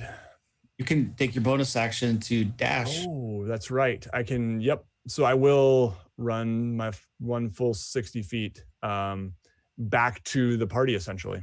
But I obviously can't get all that way. Okay. So as you That's go by him, he will attack. I got a 17. That hits. That's my armor class. And so he slashes you for 3 points of damage Okay. as you run by him. Wow. Big numbers right there. So you're able to get around the Worked out. corner. You're probably, I'd say like 20 feet down and around at this point. Yep. So his turn, he will then close the distance and attack. Yep. He will miss. That was a 10. But it is now your turn. So he's right next to you. Okay. Yeah. And Okay. you Yeah. guys- The running thing was probably poorly thought through. So I should. I'll just attack him now. All right. Yeah. So I'm gonna drop my crossbow and pull out my short sword. Okay. Or I guess I just pull out my short sword with one hand is what I'm going to do. Yep. Pull out my short sword with my other hand and attack him with that. Okay. And that is going to be a 19 to hit. Yep. And I don't get sneak attack, I don't think. Nope. And that is going to be 6 damage. And then I will use my bonus action to disengage and run toward the party. Okay. And I would do my signature now hiss. Hey, that's right. Help. the right. loudest whisper I can. So you say that. He runs behind you frantically. He does stab at you one more time as everyone else hears you say that. He will miss again. So you guys hear on the other side of the room, Caeldrim's in the middle of his speech. He's down here. Just got to the good part too. You guys are all right here, and they're all right here fighting. Just so you guys know. So roll for initiative. You guys will go next though, like right away. So Caeldrim, what'd you get? 7. Awesome. Epiphany, what'd you get? 21, another natural 20 with the same die. Nice. What'd you get, Vox?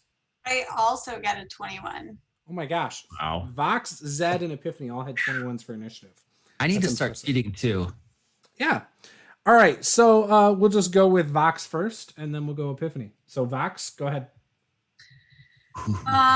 Okay, so we kind of like basically just sort of heard Zed, loudly whisper. Yeah, and then Hey. you heard some running. Need some help here. Okay. So I'll kind of peek my head out. Where are we? Sorry. Are we in that second room? No, you guys were like just. We're still back in the first So room. this is the picture. You guys are like right here where the arrow's pointing. And the bad guy and Zed are right here. Oh, so So you're like 30 feet away. but I can see him, right? If you open the door. Okay, well, I will go ahead and open the door. Okay. Are you going to stand in the doorway? Are you going to move through it? What you going to do? I'll move through the doorway Okay. and move to one side of the door so that others can move through the door. Sounds But good. I'll try and fire my crossbow at the other guy. Okay. So it's a 22. Hits. 7. You kill him. So you zip this crossbow bolt right by Zed. And Zed wasn't providing any cover. Like they were offset. And you hit, though, the guy right in his shoulder and he drops. Falls back into the water, just splashing. And he's like half in it, half out. You're welcome. And that's the end of Yeah, that and combat. Zed is like, I kind of just fall to my knees, like out of breath, like, oh God, thank you. Vax will actually run over to Zed and say, what happened over there, man? There was 2 of them, and I got one and got into a little tussle as I was running back with the other one. But yeah, I would actually reach down and pull off the mask and take a. Actually, I'm gonna pull the body back into this room a little bit. Okay. So it's like 30 feet from the water based on that hallway, the way it looks right there. Okay. Yeah, because I want See to how get it's out like of kind that of an hallway. inset hallway here? Yep, for sure. So, yeah. So The other yeah. body's way up in that dead end still. Yeah, we'll leave that for now. But I just want to pull this body back and we can examine it. Okay. So you pull it in there. It's got a faint smell of sewage on the robes. It's obviously all wet. The mask is a gold, thin mask of a dragon. I think What do you that's a make of dragon. this, everyone? Who are these people? Dragon mask? Similar I think to that's the what I said. dragon. The Oh, dragon. sorry, Devil's Face. I'm sorry, Devil's Face. Oh, okay. Because I was thinking Cult of Tiamat. Yeah, it uses a cultist stat block, so I have a cultist open in D&D Beyond, and it's a okay. So demon faces. So you guys Devil's Mask. We have imps. We have other devils. These guys are wearing devil's masks. So the Vanderburgers are like involved in some sort of cult of, I don't know. Well, the Dead Three or Asmodeus or somebody bad, right? So I think what we need to do is obviously we're going to kill everybody down here.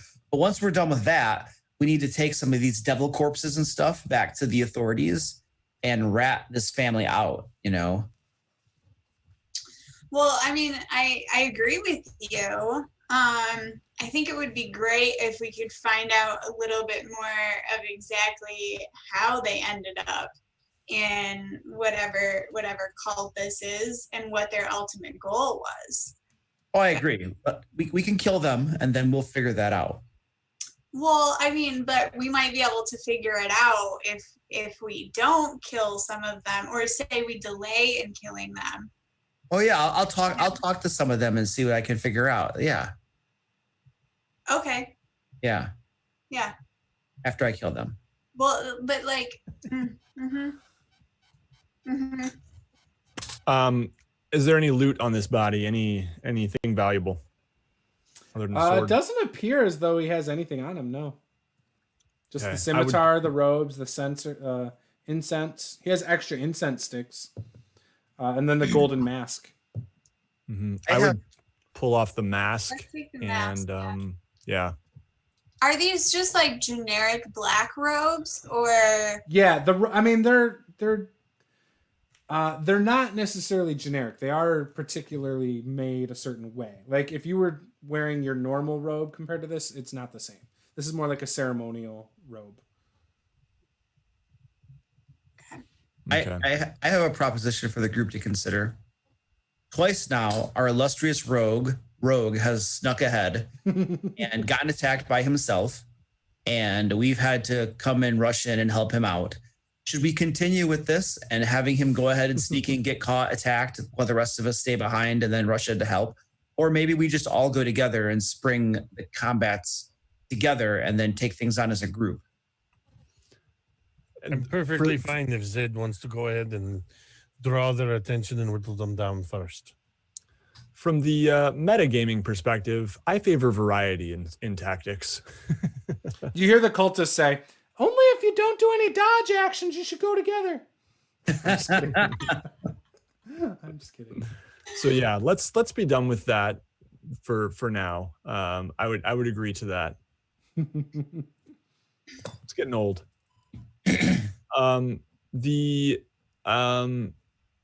Should we all kind of make our way and check out that second corpse and see if there's anything of value? Yeah. Okay. I mean, I think before we do that, I don't remember where you had pulled this original corpse into, but if we could pull him. The core room in the cellar. Okay, so if we could hide his body maybe amongst some of these crates or something like that, so he's at least not just like laying in the middle of the floor bleeding, that would be preferable. All right, yeah, you're able to do that. So we're hiding the corpses? Yeah, as you go to Well, I don't go know. to hide This them, is the entryway, I guess, is my thought, that everybody has to go through this room, I assume, to get in here. I don't know if there's another entrance or not. But if we don't think we need these corpses later, we can throw them in the sewer water, and then nobody would find them. They'd float. Well, maybe, but all the blood would mix with the sewer water. I don't know what color the sewer water is. Yeah, they might not notice. I would, unless we can weight it down, I would say let's not do that. But maybe there was an alley back there, guys. It's pretty dark. That's where the other corpse is. We could dump them both together over there. We could just pile all the bodies in the alley. Yeah, and then we should set them on fire too. Then nobody would find them. That's a good idea. Oh, I should have made you have to do dodge deck saves against the rat traps. Damn it. That would have been awesome. Oh. Missed opportunity, man. Missed opportunity. Oh, well. Okay. Well, we can hide that guy with the other guy then. And then go check out this other dead body. Cool. All right, so you guys start making your way out there. So you're hiding him right now. You're in that room. You would have to take him. Oops. Oh gosh, like if it was a normal round of like combat, you'd have to take him like 3 rounds up to that spot. Do you want to take him up there to hide him there, or do you want to hide him in this cellar? I mean, right now you've drug his body in here. Yeah, I just say we drag it that way. I grab him by the boot. I grab him by the drag him way up here. I just start dragging him wherever we want to go. I mean, isn't where we're dragging him? Let's go. Super strong or something? Like, just pull him. Okay. I'm pulling him. What's your strength, Caeldrim? My strength? Yep. 16. Okay. I just wanted to know how strong you were. If you're like a 12 and you're dragging him by his boots. I'm a paladin, dude. Hey, there's Dex paladins. Yeah, they suck. Not everybody is optimized. They suck until they multi-class into rogue. All right, so you guys are dragging him up there. As you get about here, you guys hear a noise coming from back this way. Oh, gosh. Let's just go kill them. I'm getting sick of this. Hey, come on. Let's go. Shut up, dude. Shut up. Caeldrim yell. So, Caeldrim, did you actually yell through the sewers? Paula, did I actually do that? I don't know. Did you actually do that? If I you think did, you you probably did. I probably did. It's very on brand. I probably did. I hide in that alleyway. Caeldrim has been bored for a half an hour. Caeldrim would not be bored in this situation, though. Luke is bored. Look, that was your choice to dodge. You could have attacked things and killed things. No, I was fine with dodging. I was fine with dodging. Oh, okay. That's fun because he gets to show his butt and do some When you dancing. guys look that Talk way, smack. you guys don't see a thing. Oh, geez. Here we go. Imps. I start dodging. Okay. So Caeldrim starts doing this weird dance thing. He starts kind of shimmering back and forth Yeah. I love it. I am just hiding. I'm just trying to catch any shadows I can in the that So little Zed, alley. you kind of try to hide behind Caeldrim. All right. What are you doing, Epiphany and Vox? Vox is actually going to trace a sigil in the air and cast Blade Ward. Okay. How wide is this walkway that we're on? Because there's sewer water. There's 3 feet on each side, and there's a 4-foot trench with water. So it's a total of 10 feet, with the center 4 feet being where the water is. So if I'm in front, everybody could be behind me, and they couldn't get to the rest of my companions. Right, unless they wanted to step in the water or something. Okay. How deep is the water? About 3 feet. Oh, it's not that big. Oh, it's not that much. Okay. No. Okay. Wiki. So nothing seems to happen as you guys are looking down the hallway. Epiphany, what are you doing? I'm just standing there, trying to figure out what everybody's wigging out about. We heard noises. We heard noises. They get us. The only thing I hear is you. How many things have been invisible, and then all of a sudden it's like, wow, I have a stinger. Ah! At least 2. Man, 3. Yeah. Yeah. What type of noise did we hear? It just sounded like something along the stone floor. Okay. Five. Whatever, guys. It's probably some stupid sewer rats or something. I'm going to start. I'm still dodging, but I'm, going ahead toward the noise. And I'm like, come on, guys, let's go check this out. So Caeldrim starts moving forward past all you guys, going south down the hallway. Yeah. And then from behind you guys north, you guys hear a rat trap go off. We're going to get flanked. And Vox, as you turn around, you see a dead rat. I'm going to pick up the rat by the tail and I'm going to throw it at Caeldrim, who's running forward, and say, "Oh, watch out! Watch out! It's gonna get you!" And I'm gonna, as he throws it and it hits me, I'm gonna spin around, shield at the ready, just ready to go. Then I see the rat, and I'm like, oh. Vox, you get inspiration. All right. The body of the cultist is just lying there near where that rat was. So yeah, I would like to check the body of this other one that should be very close to my position. This is the one that Caeldrim was dragging, and he just kind of left it there. Are you Right, moving but I'm in forward that to the little other body? alleyway. Oh, Yeah. okay. All right, so Zed moved on without you guys. He's up into the other alley. I thought we were all like at the corner or something. Oh, no. Caeldrim turned around and went south in that hallway first. Oh, okay. Yeah, so anyway, I'm in there. You're okay. Yeah, you're okay. So you notice this golden mask is slightly different than the other one. It is still a devil mask, but it's not exactly the same as the other one. It's almost like each of them are probably a little more personalized. Mm-hmm. That's cool. It's their flair, you know? Yeah. 13 pieces of it. No. I take the mask. Okay. And I will drag the body to the end, kind of in the rubble there and try to, yeah. Okay, so you took the mask, left the body in the rubble? Yep. Are you going to try and like just leave it on top of the rubble or? I guess I would try to pile a couple rocks on it. Okay. Put it face down so that there's no skin showing really and just pile on rocks. All right, Caeldrim, are you dragging the other body up there or are you still hanging out at the other space? Yep. Okay. Yep, I'll drag the other body up there. Okay. I'll just leave Epiphany and Vox behind so that if there are any invisible imps, it can take care of them. All right. All right, so right now you guys are up here. Okay, wow, I'm not good at this. There we go. You're up there.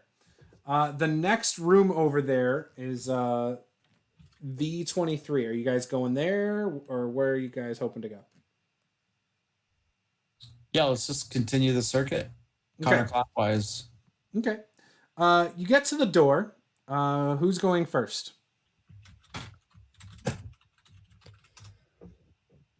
I mean, not me. Oh, you know what? Really? I think Caeldrim should go first.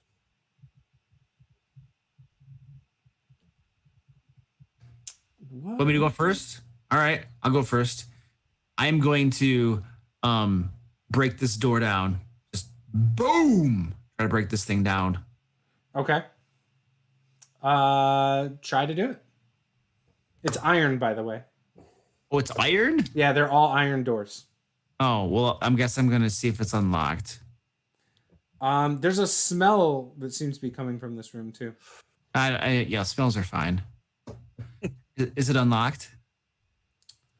It is not unlocked. So it's locked. Mm-hmm. Okay. Hey, Rogue. Hey, a locked door. Yeah, Yeah, it's I'm a Don't fan open of it. locked No, doors. just unlock it. I'll Okay. take care of the rest. All right, sure thing, man. That is going to be a. We're not playing WWE Immortals. I don't even know what that is. I mean, I know what WWE is, but I don't. It's going to be a 16. 16.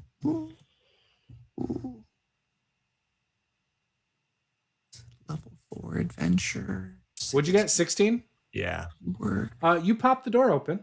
We didn't know. He unlocked it. He didn't open it. I unlocked it. Oh, okay. You unlocked it.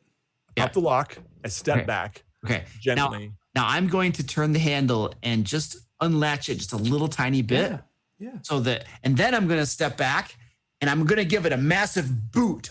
Like I broke it down, right? So it flings open. So this door swings open into the hallway. This is not OSHA regulated. And you'll see why. So as you kick it, it goes poof, and then it swings open towards you and you're like, oh. And as you move, you can see why it doesn't swing inward because there's hooks with boar carcasses hanging from the ceiling so that it wouldn't even be able to swing inward. And there's 6 3-foot long chains, each one ending in a hook. And there are flayed boar carcasses on 4 of the hooks with 2 hooks bare. All right. And it smells like fresh meat. I'm gonna go into the room and just walk around and check everything out. Check the boar carcasses, make sure everything looks legit. Yeah, as you walk in there, it's a little bit more chill, like a little bit colder. Almost feels like it was an airtight room too, the way the door was. Okay, so nothing of interest in here. Then just keep on moving. But Caeldrim needs to go take a potty break though. Anybody wanna? You want to take a break? Too? All right, let's take a bio break. We'll be back in 5 minutes. Okay. So while we're gone, all of you go over to the Patreon and there you go. That gives you something to do for 5 minutes. Bye, guys. We'll be back in a minute.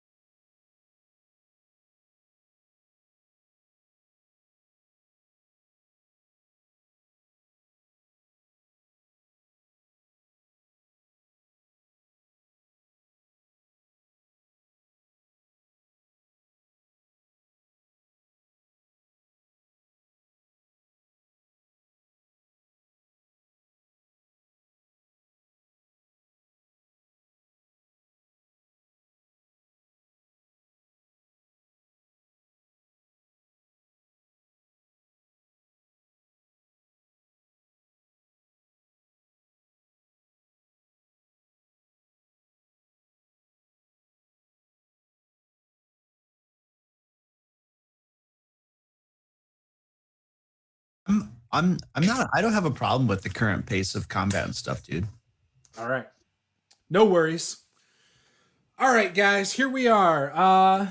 You guys just checked the meat locker. The next room, as you walk down the hallway, again, it's eerily quiet all of a sudden. Or not all of a sudden, it's been eerily quiet. It's because I killed everything. Right, because Luke killed everything. You come up to another door on the right. It is also... this one is unlocked, Nate. Zed goes and toggles it, and it's unlocked. But it is also an iron door. And there's lit lanterns. Throughout the hallways, yep. Correct? Yep. I will let Luke. I will step aside and motion for Caeldrim. It's unlocked. What kind of lanterns are these?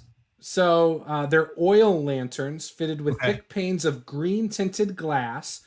They hang at regular intervals on 1 foot long iron chains. Each lantern sheds dim light in a 10-foot radius. And also the tunnels are 9 feet tall. Yeah, it's a 9 feet tall ceiling too. All right, so I'm going to the green circles. Yes. I'm going to quietly open the door just a little bit so I can look inside and see what's inside. Okay. There's nobody in here at present.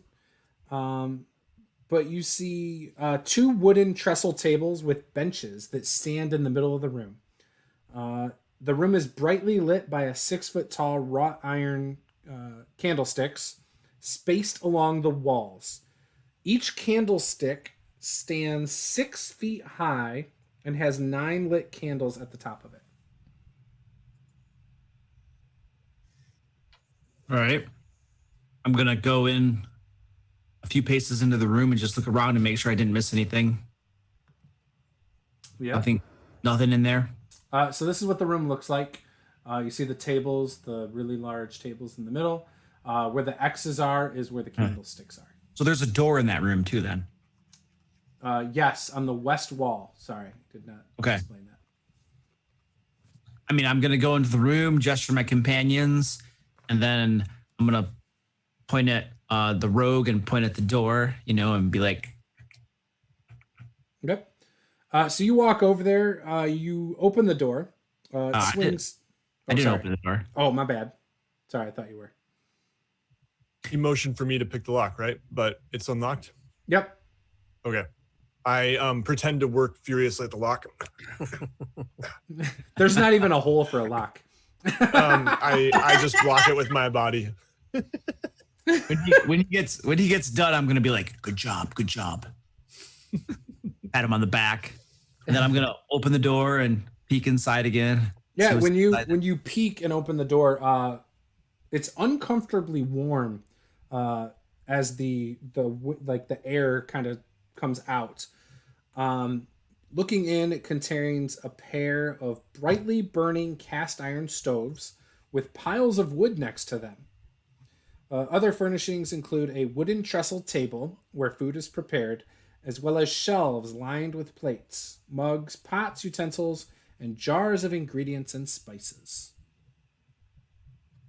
Are we just going to ignore the fact that there is apparently a kitchen and a dining room in their sewer?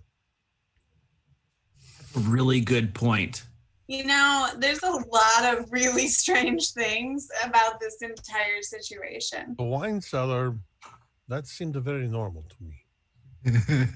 As you guys are talking, cellar, everything else has been very strange. As you guys are talking, everyone roll initiative. Oh, jeez. No more nat 20s out of that die. Oh, yeah.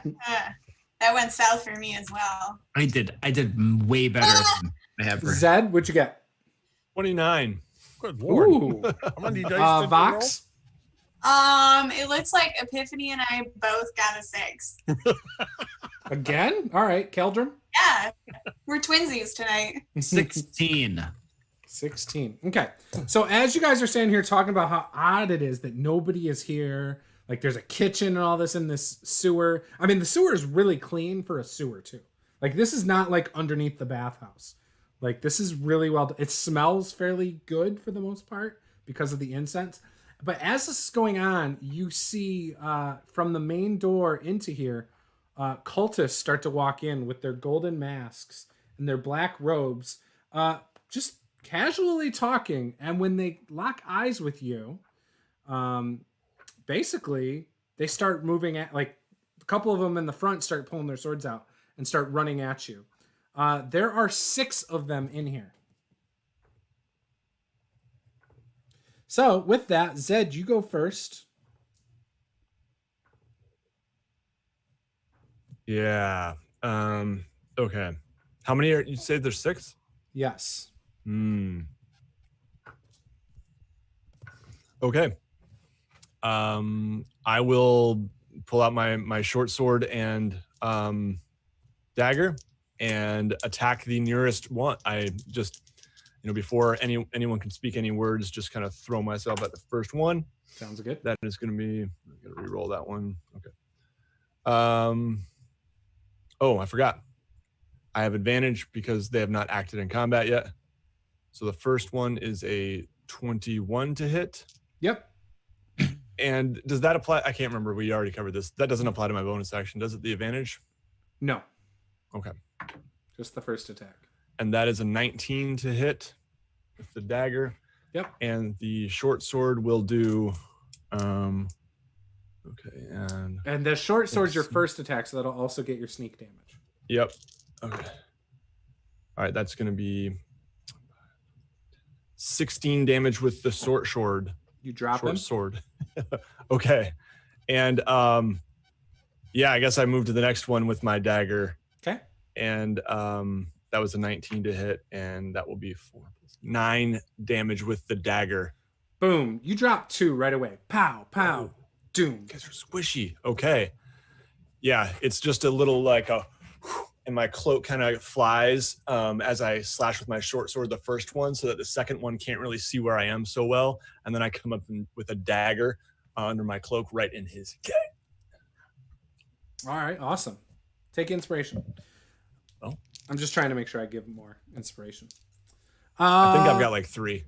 Yeah, they're cumulative, so they just keep adding up. There you go, guys. Keep track. Just don't let your character die if you have to.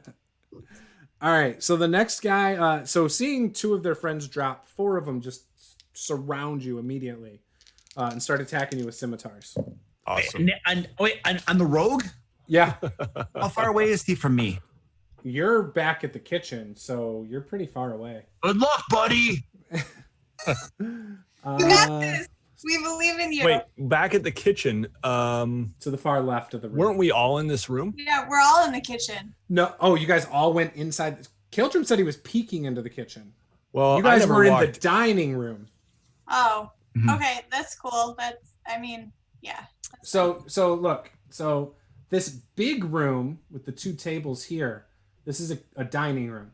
The kitchen's way over here. They just walked in this door and were met like right here, probably around this table.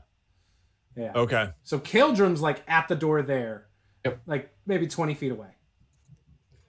Cool. Oh, okay. Yeah. That might have changed. I mean, things, he but can we'll go with close the distance within a turn. That's not a problem. But yeah. So all right. Does a 13 hit you? No. Okay. What about a 15? No. Okay. So first 2 attacks miss. Next 2. All right. Only 1 is going to hit you. So that's not too bad. For 6 points of damage with the scimitar. So you're surrounded by 4 of them though. Like they're like on one side of you, kind of around you like a C. Yep. Like that. It is now our good buddy Caeldrim's turn. All right. He's like, hey! I'm going to just charge forward. Do you want to do something cool? Like jump off the table or something? I'm going to pull out my Warhammer. I'm going to look at the table and be like, that's for wusses. Just go right at these guys, jump up into the air. This is going to be like a Superman blow. Bring it down on one of these guys' heads. All right. Man of Steel. He runs around everybody to get to the closest guy. for a 15 to hit. Hits. For Roll 1. 7 damage. So you hit him, but he's still standing. So you like, he kind of stutters back and like starts coming at you with his sword. All right, do your best, buddy. Let's go. Everybody, your wussy devil friends couldn't kill me. All right, Vox. So Caeldrim just ran around you like, "Argh!" with his maul out and just hit one in the head. And there's 4 of them attacking Zed. Yes. And how does Zed look right now? Fine. Pretty healthy. Fine. Sustaining everything. His hair is still billowing in the air. Mm-hmm. Perfect. Well, as long as his hair is okay, then I think not a hair was harmed. Okay, perfect. So I'll actually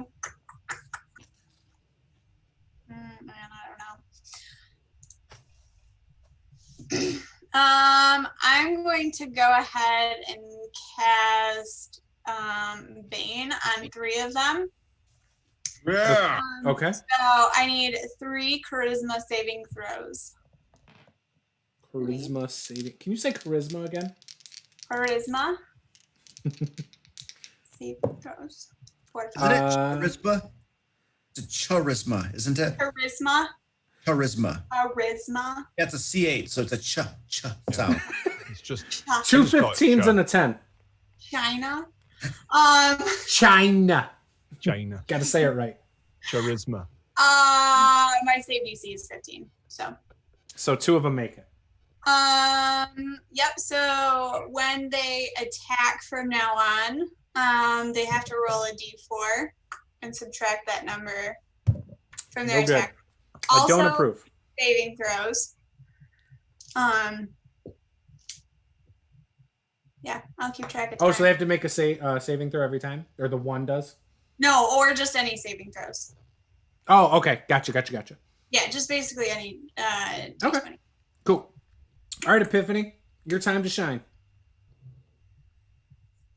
So 4 of them are still up. Yes, one of them's been hurt. I'm going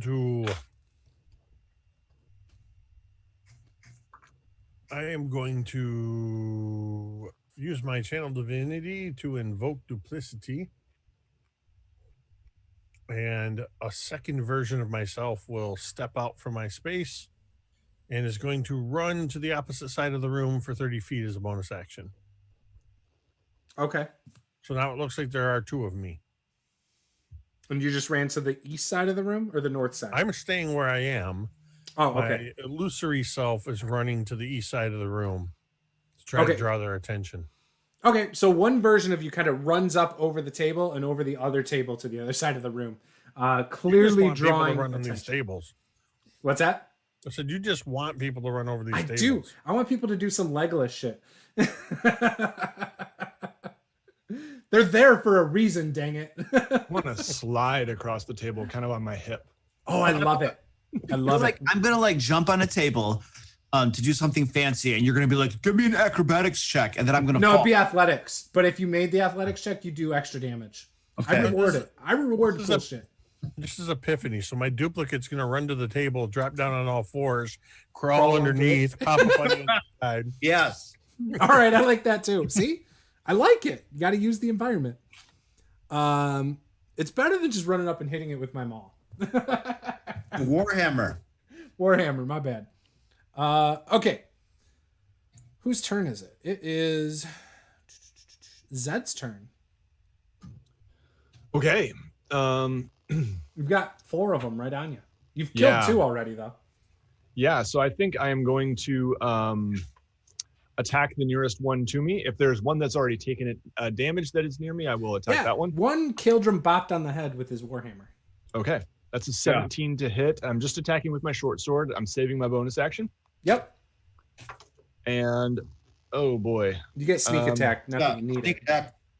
Yeah, that's terrible. I rolled 2 1s and a 3, so that's going to be 5 plus 5. 10 damage with my short sword. Yeah, you drop him.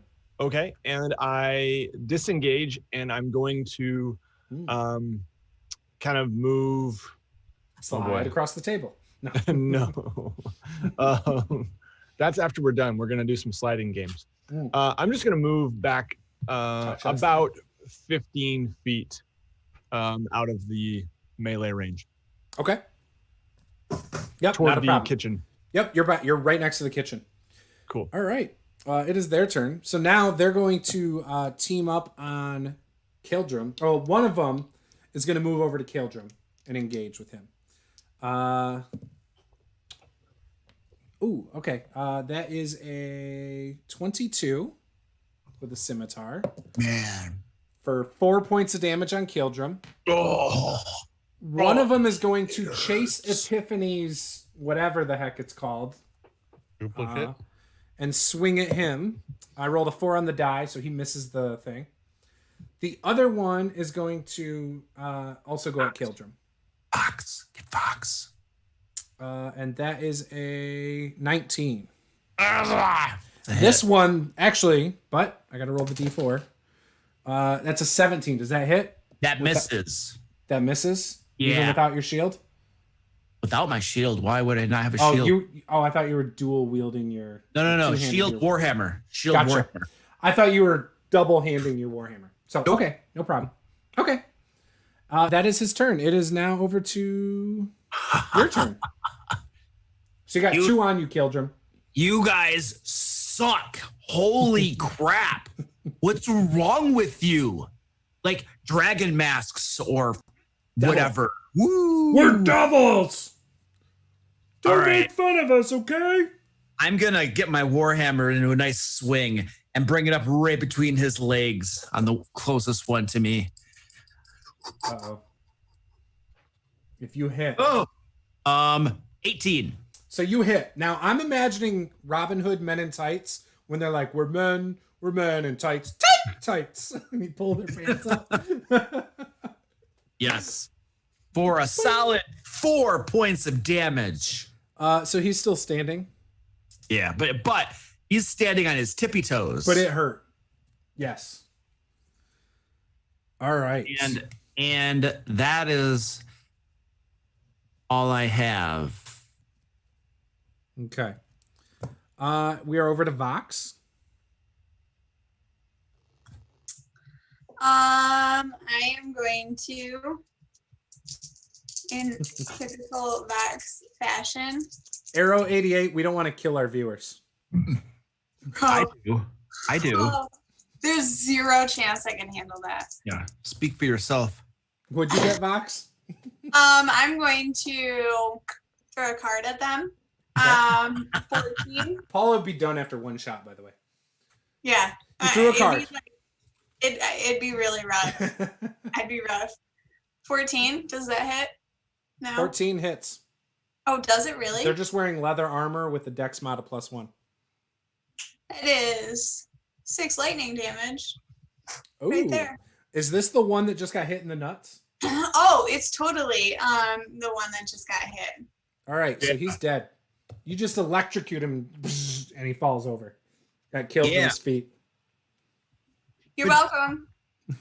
Thank you. Is Caeldrim going to drop one tonight? We'll see. Epiphany. There's 2 of you. So the one that ran up to my duplicate, has that one taken damage yet? No.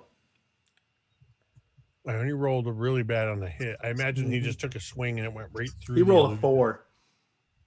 And or a 7, I think. My illusion is just going to look at him and it's going to go boo. And I'm going to need a Constitution saving throw from that dude. Okay. I rolled a 2. He'll take 2 points of radiant damage from Word of Radiance. Pow! All right. And as a bonus action, my illusion is now going to run down to the southeast corner of the room. Okay. So he's going to take take an opportunity attack if you want. He's going to take I know it won't hurt you, but he's going to do it. He's going to be like, "Oh, you turned your back." He rolled a 7 on the die. That's a 10 that misses. Your illusion is fast. Too fast for the cultist. All right. It is now Zed's turn. All right. I would like to move to the closest one. That's and the one with Caeldrim? Yep, sure. Okay. And I will attack with my. I'm gonna attack with my short sword. Okay. And You get sneak attack, by the way. 14 to hit. Thank you. Hits. And that is going to be. That's going to be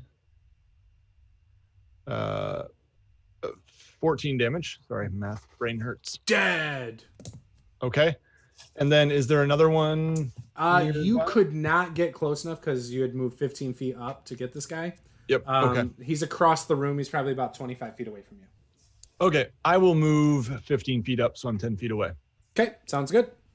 And yeah. Okay. Yeah, that's it. All right.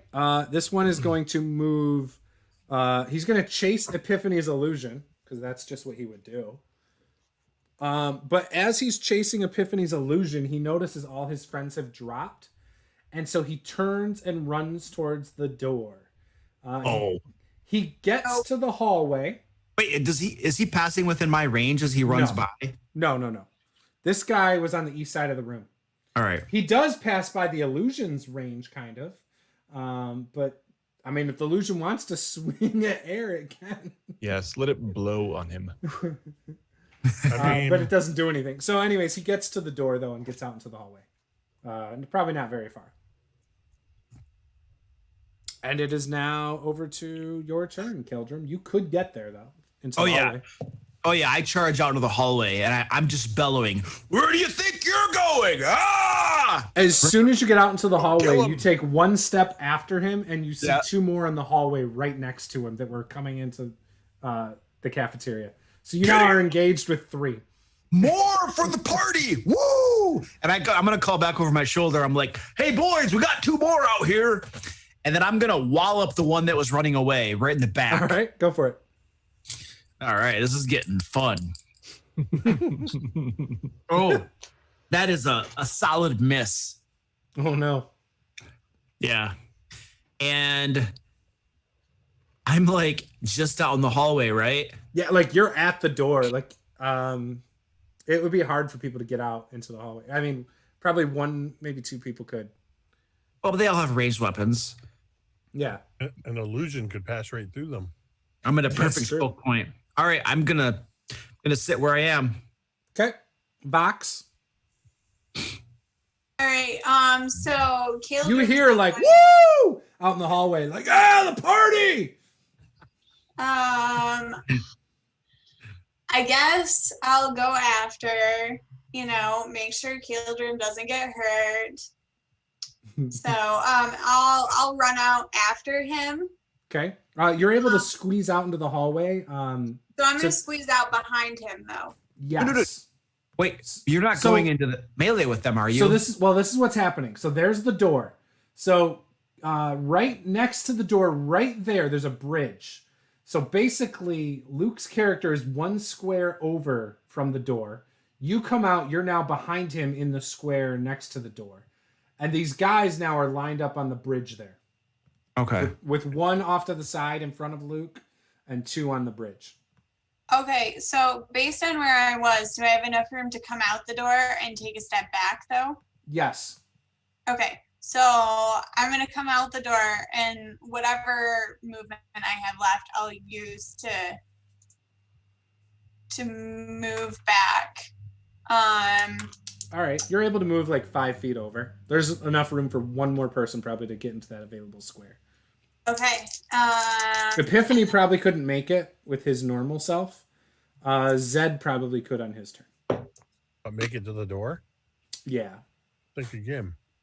Okay, and then does a 13 hit? Does hit. Were you doing throwing a card or something? Yep, I'm going to throw another one. And so that will be 7 points cold damage. Okay. So you hit. He's instantly like, whoa, and you see him shiver. And it is now Epiphany's turn. So I'm pretty much the real me is standing over by the kitchen door. Correct. So I'm running through the kitchen and out that other door into the. Smart. Yeah. That's only about 15 feet. I actually did 20 not feet to notice get that into the door. hallway. Yep. I didn't did. I'm notice. standing in the door. I'm like, wait, there's a door there. So I'm going to run out into the sewer way through the kitchen door. Yep. So you're not behind the guys. Who built this place? And so The Vanthampurs, it's their villa. 10, 15, 20, 20. Yeah. It's about 35 feet Their villa little- sewers. to that little bridge. Okay, you can get there. No, I'm not going there. I don't have enough okay. room to get there. But my spell can get there. Oh yeah. Fireball. Fireball. I'm a cleric. Flame strike. Why have you not multi-classed into wizard level 6 yet? But I will cast a second level guiding bolt at him. Ooh, nice. Okay, go for it. Let's see how this goes. Come on, die. Don't die. No, I'm just kidding. Dice. That is going to be an 8 to hit. Damn. Missed. Yeah. All right, Zed. Guiding bolts do lots of damage too. Yeah, if they hit. Yeah. If that would have hit, that would have been like 20 points of damage. Yeah. Okay.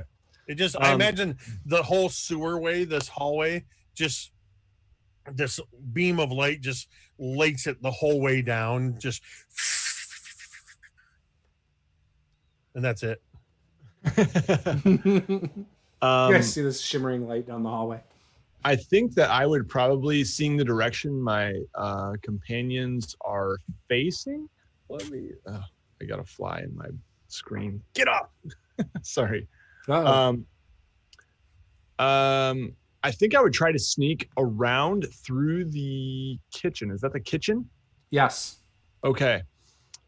Yeah. Yeah, I'm gonna do that. I'm not sure how far I can get because I'm not sure exactly where I'm standing, but I would like to use my full, I guess, movement, and then a bonus action to dash. So my understanding, I'm just a little thrown off. So you had chased, so the one cultist that was chasing Epiphany's thing was on the right side of the cafeteria here. Originally. So then he started chasing it this way before he realized his friends were dead. He ran out the door. When you were kind of going after him, I figured you were like more in the center of here. Yeah. If you wanted to go over here, you could. You probably wouldn't make it into the hallway that way. But from that's here, fine. you could get here. Does that make sense? That's how I'm envisioning it. I'm just feeling like it's a little too crowded out there. So I think You saw Epiphany go through into the kitchen. I mean, I can come back into the room if you want to come back out. Like, just saying, you know. Yeah, no, I think, I will take the shorter route. I will not go through the kitchen. Yep. Okay. All right, so you come out and you still have some movement. You could enclose, if you wanted to step into the water and next to Caeldrim, you could engage a cultist on the bridge. Yes, that is what I will do. So, Zed, as soon as you step into the water, it splashes up on Caeldrim. Oh yeah. Nice. I love it. I give him a thumbs up. All right. Can we get a couple bottles of perfume or something like that? There's plenty of incense on these guys if you want incense. All right, so that's a 17 to hit with, or 18 to hit with my short sword, which I assume hits. Yep, and you get the sneak. Yep. Okay, 9 plus. That is going to be 15 damage to that cultist. Dead. And then I'm going to use my bonus action to disengage and step back 10 feet. Okay. Are you stepping back into the free square that's up off the side, or are you staying in the water? I might as well stay in the water. I feel like that's a little less risky than in terms of possibly slipping or something. Okay, sounds good. You're not worried about E. coli. I'm already in this. I'm already dirty. No, there's no chickens in the water. All right, so 2 of them are there. They are going to attack Caeldrim. Let's go. I'm waiting. Okay, so one's a 20, one is a 16. Or well, the 20, I guess, will hit. 20 hits. Yeah. Well, unless it was the a one with the massive one that 3. I cast Bane on. Nope. Oh yeah. You It's know, not. because there's still one He of those dead. out there. He dead. Dang. Tried. Man, getting beat up a little bit. It is now. I mean, I My feel turn. like you're Caeldrim's turn. actually like asking them to do it. So Yep. Sure am. Sure am. One of these days, when I get like super chat, I think you have to have 10,000 subscribers though. I'm gonna let viewers pay for auto crits against players. Well, Oh, yeah. I know Luke's audience would be like, no, we need to get an auto crit on Caeldrim. They want to kill me, I guarantee you. Have either of these two been injured at all that I'm on? Both of them. Both of them have? Yep. All right, One I'm gonna much go- worse than the other. I'm going to go after the one that's much worse off than the other and just give him a good old mocking of how horrible he is and how sucky he is and pathetic and all that. Wallop him over the head with my Warhammer. Oh, yeah, baby. That's going to be like a 23 upside the head That hits. for a solid 6 points of damage. He dead. All right, so my Warhammer smashes into his jaw, rips his jaw off, and then the backswing hits his temple. His head just to the side, and then his body crumples down, and then I give him a boot off into the water and just kind of wave bye-bye as he floats. The mask I is stare- smashed in half. I stare at the one that's remaining, and I'm like, are you ready now, Cupcake? By the way, so I mentioned this earlier, guys. If you do the Patreon thing, the $20 and $50 tiers get points to buy things like crits and all that, just so you guys know. And that starts August 1st, so by the next game. So there is one left. Vox, it is your turn. hey, I'm gonna keep going. And try and throw another card at this guy. 16. Hits. That is 8 points of damage. He dead. Okay, cool. So basically, so Vox will create she snaps her fingers and creates a green card. And chucks it right past Caeldrim, right into the neck of this gentleman fighting against him. And you see all of these like green tendrils kind of come out of that card area and grow over his head as he falls down. Oh, I love it. That's awesome. Yeah. Okay. All right. So yeah, all these bodies lie here. You guys were not quiet whatsoever. These guys.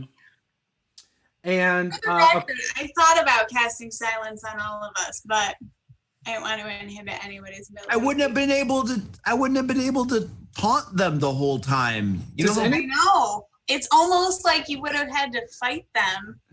I was fighting them. So, do any of you speak or understand Infernal? I do. You do. Draconic. Yeah, that's not even close. I know. So, when you look south, you see double doors, iron double doors to crap. a room. There are infernal runes carved into the arched door frame. In it, it says, "That which falls can rise again." Epiphany. Oh crap, there's a fallen angel in here. Let's run.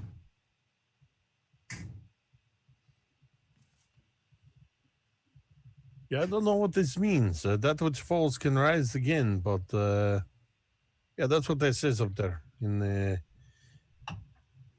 the language of the devils. And this is where Across the hall. the double There's door. the double doors. Yeah, sorry, let me show you. No, So- Yep. So you guys are between those two doors, and these are the double doors. I know you're saying double doors, but it sounds like you're saying devil doors. Well, Yeah, maybe that's the same thing. the door is in the shape of the mask that they are wearing. Well, that to me, this sounds like it's maybe it's an infirmary. How are we all doing as far as hit points and all that kind of good stuff is going? How we doing? I am Epiphany the Undying. I am fine. All right. Doing just great. But I mean, I've got these. Don't you guys have some healing potions too? I have a few. I'm gonna use one, I think, because I think I am also going to use one of these. I think I might too. Wait a second. I'm already at full, so Have we used all of our hit dice yet? How are you guys doing on hit dice? I don't think we've rested. Like, Yeah, why don't we, instead of drinking a bunch of healing potions, take a short rest? Hide some bodies so random patrols don't pick them up, and then take a short rest somewhere where we might not get found, and then we can use hit dice instead of potions. like inside this room that we with the double doors, or in the kitchen, or But we haven't looked in the double doors room yet. I wouldn't I go don't in. know if the kitchen is the best place to hide out. I think that the room with the boars would be better, or like the wine cellar or something like that. The room with the boars, probably. Yeah, I agree. I'm not gonna go in there. I mean, it's just an hour. Yeah. Mm-hmm. Yep. So you're bringing the bodies back to this room? Yeah. Yeah. Okay. Let's put them up on meat hooks. Okay. And then we sit there for an hour and stare at them while we snack. During our short rest, I would be happy to regale my fellow teammates with a lovely story from my childhood and give them an extra 1d6 hit points. That's what I'm talking about. Sweet. Would you though? oh, that was good for 1 point, unless you roll that. What? We roll that d6, right? Or do you? Yeah, I mean, it just says you regain an extra 1d6. It was an okay story. I got 1 hit point out of that. I got 3. Okay. So yeah, your time passes. You're able to do all that. How many hit dice again hit points do we get from you? Or 1d6, right? 1d6, yeah. It's really warm. Whew. It is so hot out here. Is it nice and cold in there, Paula? I was actually thinking about turning the air conditioning off I can't stand you right now. because my feet are so chilly. Can you put some slippers on, please? Oh man, it's a I'm like hot day in Michigan, man. super hot. I've got the hot. lights on too. That's not helping. It's probably, you guys are probably really happy that we're playing online right now. That's all I have to say. Yeah, it's gross. Yeah. Otherwise, we would have. Summer sucks out here. By next summer, I'm gonna have a air conditioning unit out here. Not like a window unit either. All right, well, I'm gonna have a maybe- small Maybe it'll unit. be safe. It'll be safe to play together next summer. Right? That's what I'm hoping. You know what? If it's not, we have like way more serious issues going on than just. If it's not, although at that point, Paula just might be the only one playing online, and we'll just all be in person. We'll make pods. So like a bubble. You have to like insert yourself into a bubble like Bubble Boy, and you just walk in and then still play. We can get those like the bowling things, right? It'll look like a bee suit. We can get you a thing like a bee suit, but it's airtight, like an astronaut uniform. That can't be Perfect. expensive. That'll be nice and cheap. Yeah, it'll come with built-in heating and cooling too. Make that a Patreon tier for them to start funding us for hazmat suits D&D in person. I love it. All right, cool. So you guys are able to do that. What would you like to do now? Time's passed. Let's You're go 1 kill hour. stuff. How about that devil door? The Do we wanna devil go through iron door. Double door. Yeah. I mean, we're at full hit points. We just took a short rest. Double doors usually mean big bad guys. So now's the time to do it. I like the way you think. I like the way you think. I just motion to you, like, there you go. All right. Yeah. If you want to open the doors and do it this way, then you go for it. As you approach the doors, Epiphany, you do hear chanting in Infernal. I should tell you, though, that I can hear some chanting coming from the other side of this door. Oh, let's interrupt the ritual. Like, if you let had me- to let If me you had listen. to estimate the number of people chanting, Let me what listen would and you see if say I it can sounds tell you how many there are and what Maybe the- about a handful. I mean, more than one or two. How Can I many tell- can you fit in your What are hand? they saying?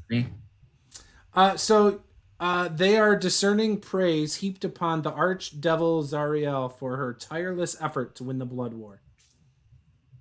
Something about the Zariel and the Blood Wars. There's about a handful of them. What you mean, like the mermaid? That Ariel? No, Zariel. Zariel. Zariel. Sorry, my translation was a bit off. Oh, I don't know. Ariel. Who's that? I know the mermaid. I've heard of the mermaid from Disney, but I don't know. Would I know who Zariel is? Being a partial So demonic Zariel, yeah, you guys may have heard stories. Zariel was somebody who was a paladin who went into the nine hells, to take the fight to devils, basically, with the Hell Riders and all that. The Hell Riders served Zariel and then returned, but Zariel stayed. So, I mean, I might be wrong, but that's just what I remember, so we're going with it. like, like he's a good guy, she's a bad guy. Last you heard, Zariel was good. Depends on your point of view, I guess. So Caeldrim used to want to like just throw the doors open and we start. What I'd like to do, kind of, but I think what we should do is try to open the doors and peek in to see if we can see what's in there, so that we have an idea of what we're going into. You know. So how about our rogue? Check this door for traps. See if it's locked. Yes, I will do the things. I would like to check for traps first. Okay, go ahead. Give me a investigation check. That is going to be a 12. Okay. Good, huh? Does not appear that there's any traps. I would like to. By the way, I do want to point out all the doors have been very well oiled and have not squeaked or anything. By the way. Oh, but this is the one that's gonna squeak. I'm just letting you know. None of them have made any sound when you've opened them. They're like perfect. It's the best sewer in the world, man. They got It is. meat. They got right. That's right, man. Well lit Got hallway. everything. Okay. There's And- solid infrastructure here. I try the door handle. Okay. Is it locked? No. I open it just a smidge and peek through. Okay. Are you trying to be stealthy? I am trying to be very stealthy. Okay. Give me 2 stealth checks to do this. 1 to open it without making a noise, and 2 to peek in without being seen. Oh man, I got a 15 and a 19, so that's going to be 22 and 26. Okay, you're able to open it. Nobody hears a peep. You seem pretty stealthy. There's 2 rows of tall wrought iron candlesticks that light this vaulted chamber, each one bearing 9 flickering candles. A 7-foot tall statue of an angel with a white glowing eyes and a longsword stands atop a dais to the south.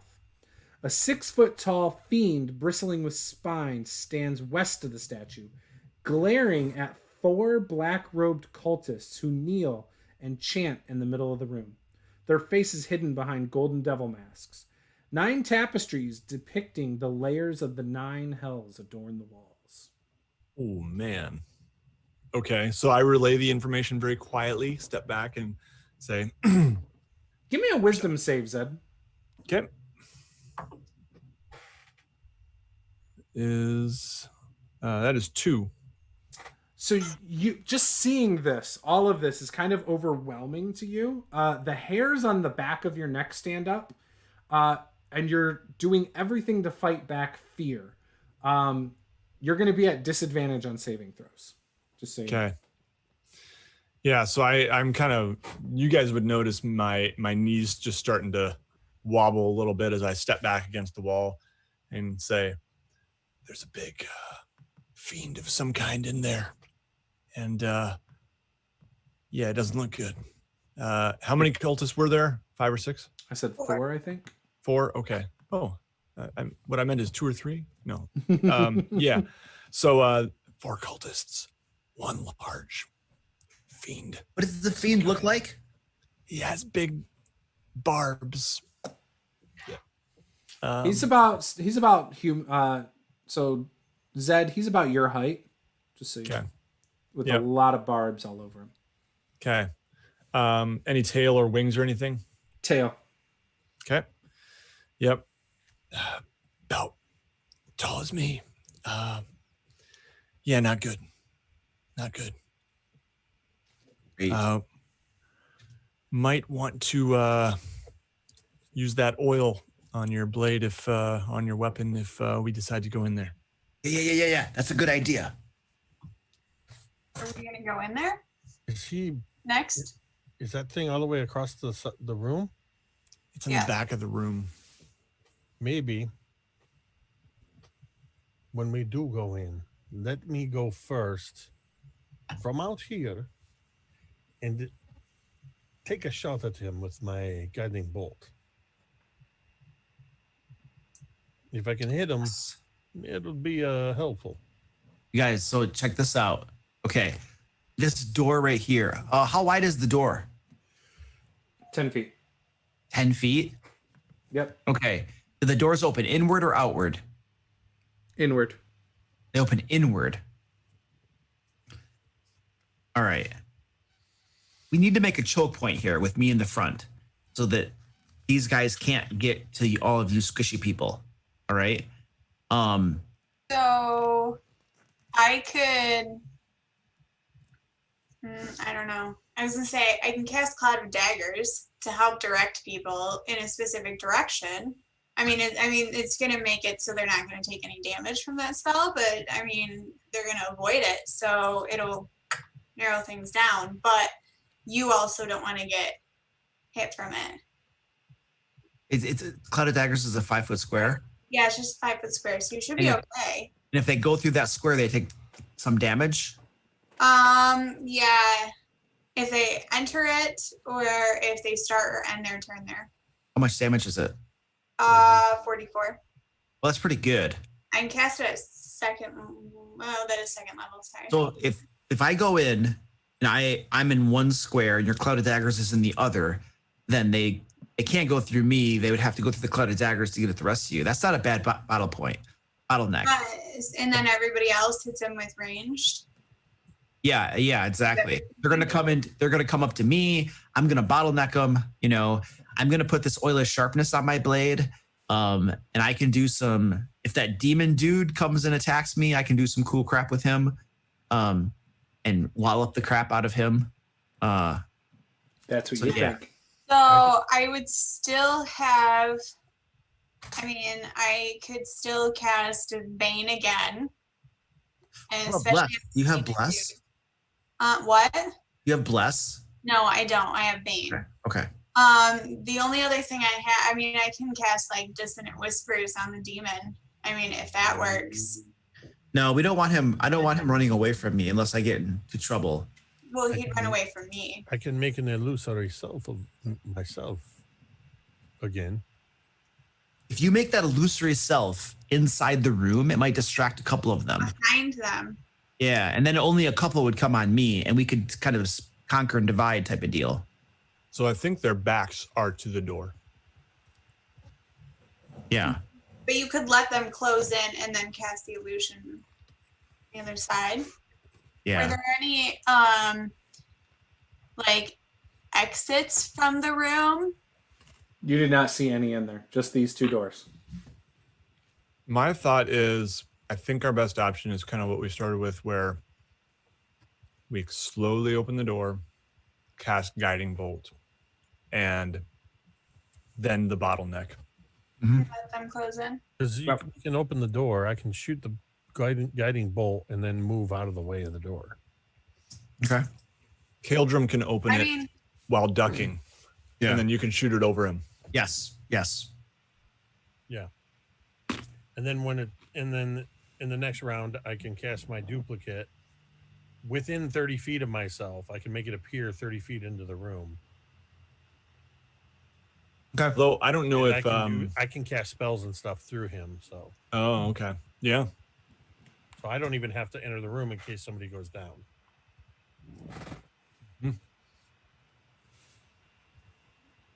okay. So is that our plan? Do it. Just so I got this straight. So Caeldrim's going to step in right here. Vox is going to stand next to him with the cloud of daggers. No, I'll still stand behind him. It's just the cloud of daggers will be next to him. And then Zed and Epiphany are going to stand in the hallway? No. Caeldrim's going to open the door and crouch, and I'm going to fire a guiding bolt over his head. Okay. At the demon. Okay. And then I think we might want to back into the hallway, but kind of so that only one foe at a time can get out into the hallway. Does that sound? But they have to go through the cloud of daggers. They have to go through the cloud of daggers or Caeldrim to get out. Gotcha. Yeah. So I can actually stand on the other side of the sewer. Yeah. Yeah. Because I have a 120 foot range with this spell. You guys should all be on the other side of the sewer. Okay. Of the water, yeah. Yeah. I'm just wondering, how are we going to fire past you if we don't let at least one at a time out into the hall? You know what I mean? You just shoot past me. Yeah. Okay. There's going to be at least one guy on me, and I'm going to be beating him down. You just concentrate fire on that one guy. Right, but they're going to have cover. Or no, can we shoot through a foe without dealing with that? Or I would probably say one of them would probably have cover from Caeldrim. Partial cover. Yeah, just shoot at the ones you can. Okay. I'd rather have them beating on me than going. But if he's kneeling for the first shot, depending on initiative, Epiphany would not have to worry about a cover. Okay. Depending on initiative, obviously. Yeah. Okay, I'm gonna take a minute to coat my blade. Does it matter if we're gonna open the door and take a shot as the? I figured you're doing that while they're talking, Caeldrim. Yeah. I'm putting that over my blade. Yeah. Okay. Okay, then let's do this. Let's all roll initiative. I got an 18. 17 for Epiphany. Nice. What about Vox? 17? 20. Oh, you broke it, twinsies. I know. Right. Zed? 22. Okay, and what'd you get, Caeldrim? 6. Perfect. So, first turn is Zed. So, I mean, technically, can't we just... Well, it's going to be a... We're not in combat yet. Correct. Technically. Yeah. So Caeldrim's just going to, out of combat, open the door, right? And do we get surprised on them because we opened the door, we're aware of them being there, they're unaware of our presence, and we're getting the drop on them. Well, but I want to go in initiative order though. Right, but it seems to me that like we don't can start even need with to roll Caeldrim. initiative until combat starts. So let's just, you know what I mean? Like Caeldrim's going to open the door very quietly, but we're not in combat yet. So can we act before we get into initiative order? Because combat hasn't started. So what I was going to do, because Caeldrim is last anyway, right? So Caeldrim would open the door. I'm saying combat technically starts then. They are surprised, right? We'll go to the top of the order, though. So this is round 1, right? Zed goes first. Vox. It would be me, but they're surprised. Then Epiphany and Caeldrim. Does that make sense? Mm-hmm. So that's kind of the way I see it. The idea is that I'm taking the first action to kick off the fight. Yeah, so that combat wouldn't start until But opening the door would at least... Caeldrim can open the door. I'm not going to do anything for my action. You're all going to get an action in before they do. You should blast so it doesn't them. matter. You should all do something because you're all going to get an action. We should all blast them. Yeah, okay. if it's going to be you all have an action before them. Yeah, you can still do your plan. Blast them. Okay, yeah, that makes sense. Vox should do the cloud of daggers though. Yeah. Regardless of the order. So anyways, so Okay. Caeldrim opens the door. He steps into place. Boom. All right, Zed, you're staying back across the water, right? Yep. I will fire a crossbow bolt and then step to the side to give Epiphany a clear shot. Who are you shooting at? At the fiend. Okay. Roll to hit. Okay. Sorry, I dropped my die. Let me try it again. I want an elephant theme hazmat suit too, Cameron. You should buy me one. I got a 14. I'm gonna use a point of inspiration to re-roll. Okay. I got a 14 again. All right. So you miss, and your crossbow bolt hits the statue of Zariel, and you see the barbed devil grit its teeth. It's pissed off. All right. That's my turn. That was your turn. All right, Vox. All right. So Vox steps forward, kind of waves her hands around, and creates a dagger, which she throws into the space directly next to Caeldrim. And it creates, once it reaches there, a ton of daggers just spinning all over the place. Ooh, I like it. Okay. Epiphany. Epiphany. All right. I'm going to launch the guiding bolt at the fiend. Use inspiration. I don't have any inspiration. Well, you can use one of mine inspirations. You use that one. Okay, because every time I rolled this die, it's been rolling double digits until that moment. That's better. It is now a total of 19. That's You hit. better than an 8. Okay. That's going to be 5, 10, 13, 14 points of radiant damage. He is now glowing, and the next attack against him will have advantage. So you hit him, and he flails his arms out and looks really shocked, and he locks eyes with you, Epiphany. It's almost like he's peering into your soul. Hold out your Asmodeus. That's my secret. I don't have a soul. Caeldrim. Our cleric has no soul. All right, so I come back up. I'm in my place, right? Yep. And I say, "Hello, boys. It's us again." And I am going to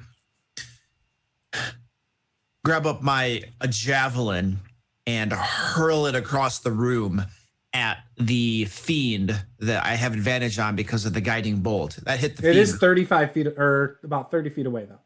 30 feet away? Okay. Yep. Just because the size of the room there. I think it's 35 front to back. All right, then I'm going to step forward to put me within range so I don't have disadvantage. Throw it and then move back. And then I'll move back, yeah. Yep. So Okay.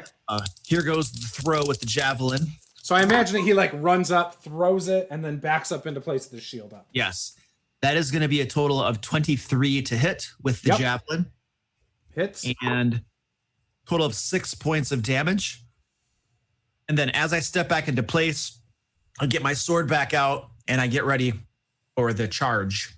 So the javelin hits. It looks like it kind of cuts him, but not like what you expected. It's all right. It's all right, boys. I got a magical weapon. Yeah. All right. Up top, Zed, your turn. I am going to fire another crossbow bolt at the large fiend. Okay. Whoop. Oh my gosh. Okay. I am going to use another point of inspiration. Okay. Okay, that's better. 17 to hit. Hits. Okay. And that will be for, that's the wrong die. 4 plus 9 piercing damage with the crossbow bolt. Okay. So your arrow hits, does not lodge very deep. Okay. Or bolt, I'm sorry, hits. All right. Now, Vox. All right. Got your cloud of daggers going. Okay, and so now how far is the fiend and the cultist from where I am? Are they about 30 feet? Are you like behind Caeldrim in the hallway? I'm right behind. Yeah, I'm behind. Okay, so the barbed devil is about 35 feet away from you. Cultists are closer. Okay. So I will go ahead and cast Bane on the devil and 3 of the cultists. Okay. And it's a charisma save? Charisma. Yep. Okay. Cultist fails. Cultist fails. Fiend fails. Everybody fails. Everybody fails. All right. So D4 for all of them? Yep. Okay. That might help you guys a lot. All right. It is their turn. The barbed devil starts stepping forward. He goes about 15 feet forward. He doesn't close the distance. He just moves close enough that he can hurl technically he doesn't even have to move up. He hurls a flame out of his tail. Like you see this flame kind of build up and go zipping out into the hallway straight at Epiphany. Oh, Epiphany. 19 minus Does he have cover 3 is because 16. he's shooting past me? Oh yeah, it went past you. It's Nice. does a 16 hit you? 16 does hit me. Okay. Good thing I'm not using that die to hit the floor. Ooh, yeah. Okay, that was a good thing. So 7 points of fire damage Good thing I'm resistant to fire. Oh, giddy up, boys. on his first attack. So when you have an odd number, do you go low or high? Is that 3 or 4? I think you round up, if I remember right. I think so. All damage is rounded up, I think. So a 15 again. He hurls a second fireball at you. 6, 7, 8, 9, 10, 11 points of fire damage this time. So Minus the D4. yeah, I got a -1. It was 16 minus 1. Okay. All right, now cultists. 2 of them, the ones without the D4 or with the D4s, are gonna run up on Caeldrim. Oh yeah, baby. They're gonna both miss because they both got 4s on the D4s. Otherwise, they both probably would have hit. Oh yeah, baby. Other 2 now are gonna move up and flank around him. Going through the Actually, cloud. I'm sorry. One of them's gonna try and run through the cloud of daggers, That's right. and go after Vox. But yeah, do I have to make a save for that? Nope. It's just automatic. 8 points damage. Ay ay ay. That's right. Okay. Walk through a cloud of daggers. So see what he happens. so he gets through it. He does attack you. He gets I think a 16 to hit. Is he attacking?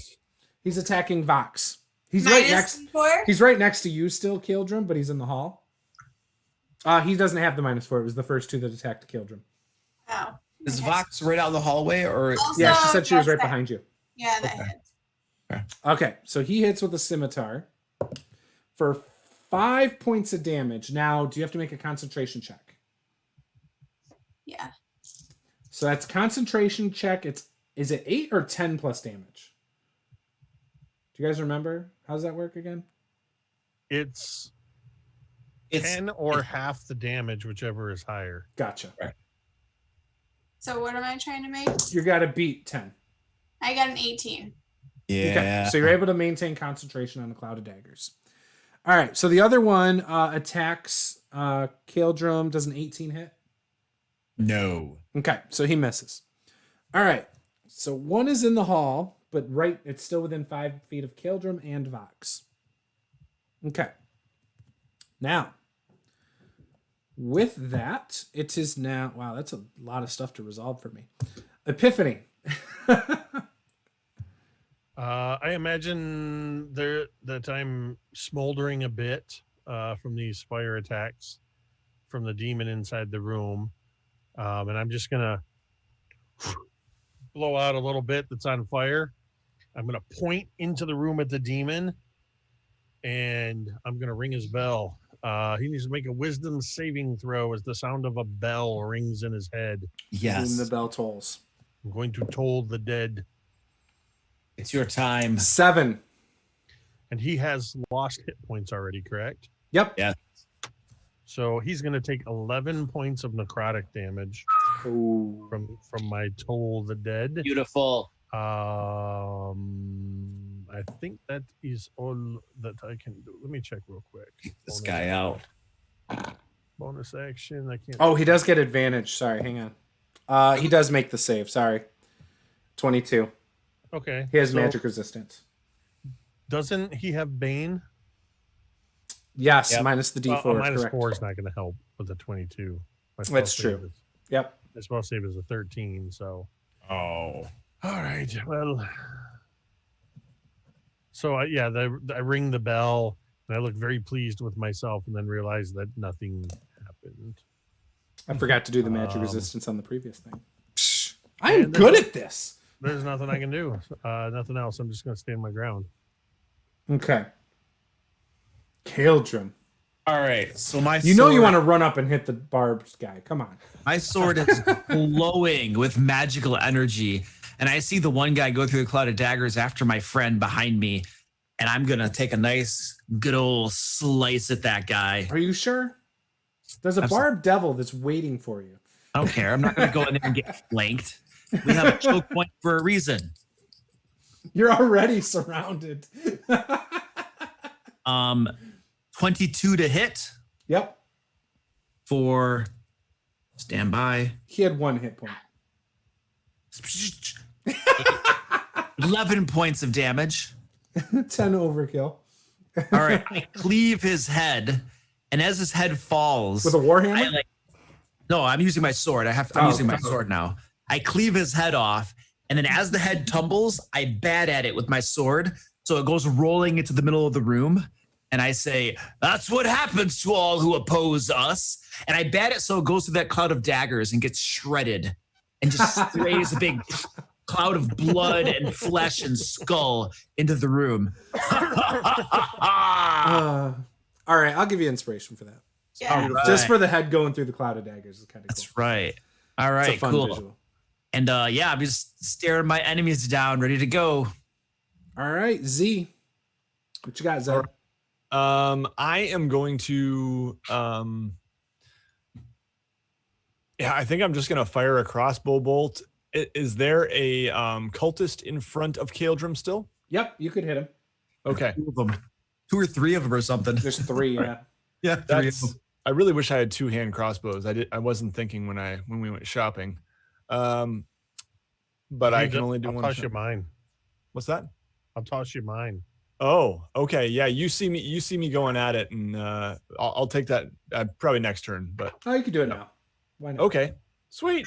I'll look over. It's already at you. loaded? Well, you're pretty much standing next to me. I'll draw it out like I'm getting ready to use it, and I'll see you much more skilled with it, and just go, yeah, here. Yeah, and I'm like shooting with one, and then all of a sudden another one's flying in the air toward me, and I grab it. So okay, the first one is a 24 to hit, and that is going to be for 10 damage on the cultist in front of Caeldrim. Nice. For 10 damage? Yep. Yep, you drop him. So Okay. that's from both of them, right? No, that's from the first one. Oh, first one drops him. So Okay. Now the other one does have cover, especially since he's kind of like between the wall and Caeldrim, so it's kind of hard to hit. So it'll be a little bit harder. Okay. Like disadvantage harder? No, just do it, and I'll do a penalty. Okay, so I got a 20 Oh yeah, you hit anyway. plus 22 to hit. Okay. Not a problem. And then oh, I see, like cover harder. Yeah, I get Yep, Carver. it. Okay, and that's going to be 11 damage. All right, yeah, you kill him too. Okay. So there's one And then left. One cultist say- left. Thanks, Epiphany. All right, Vox. All right. I will go ahead and try and create another card to throw at the last dude that's left there, right? There's just the one? There's him and the barbed devil. Yeah, I'm just going to take out the one that's Okay. on Caeldrim first. Ooh, I got a crit. Oh, okay. Double damage dice. So it's only 9. That kills him. 9 lightning damage. So you fry him and he falls dead to the floor right at Caeldrim's feet. Yeah, that sucks. We are over to their turn, which by there, it's literally just... Oh, sorry, go ahead. As a bonus action, I will remind Caeldrim about the exceptionally inspirational story I told him about during our rest, and we'll throw him a bardic inspiration. Okay. So the barbed devil is like fuming. Like you can see how angry he is. And he locks in on Caeldrim. And Are they all dead besides him? What's that? Are they all dead besides him? Yep. Okay. So he locks in on Caeldrim. And he chooses to stay back and hurl 2 flames at Caeldrim.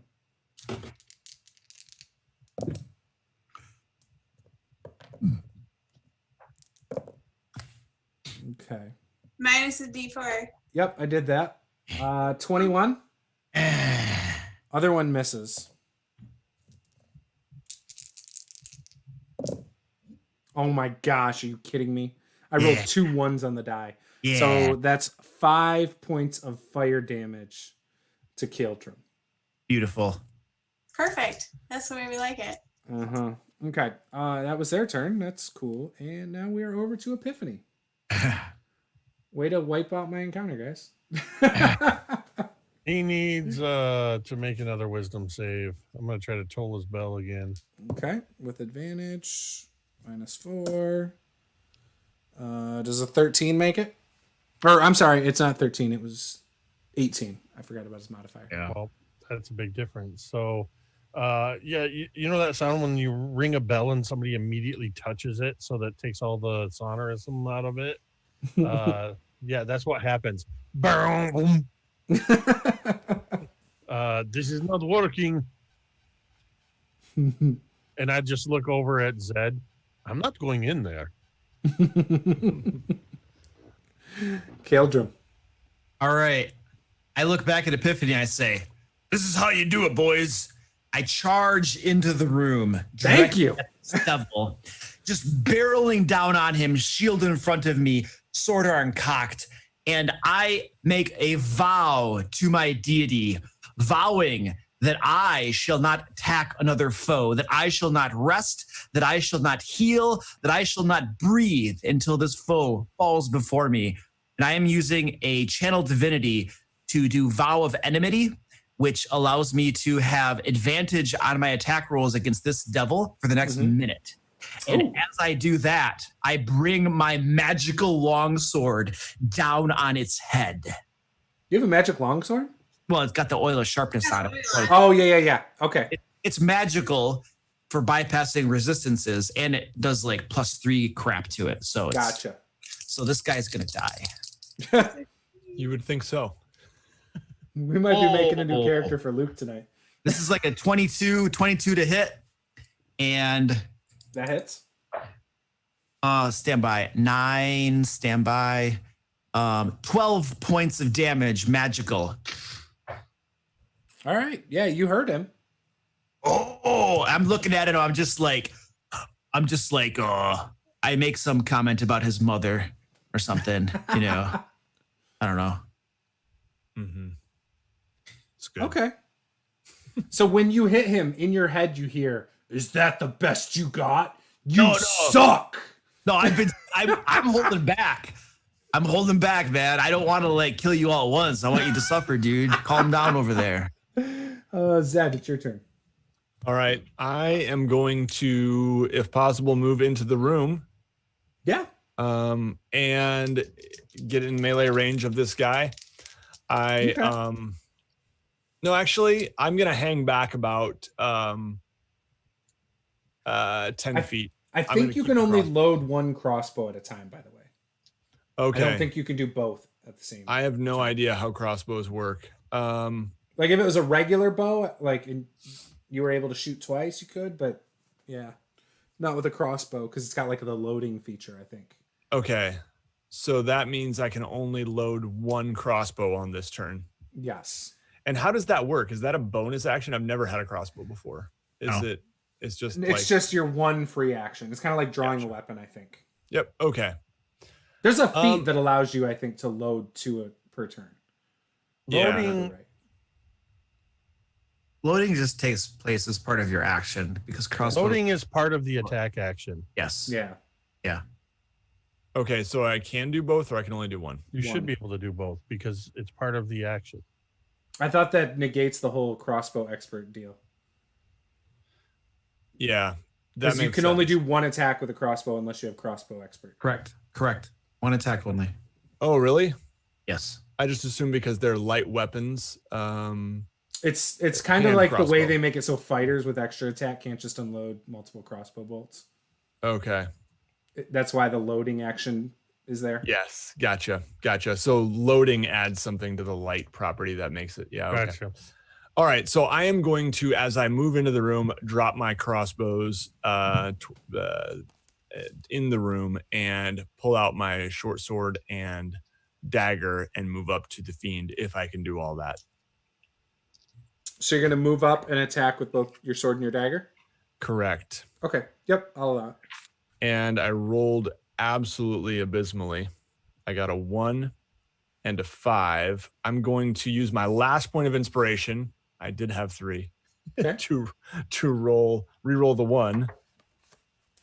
Okay, so that's going to be actually a 12 and a 12 with the short sword and 21 with the dagger.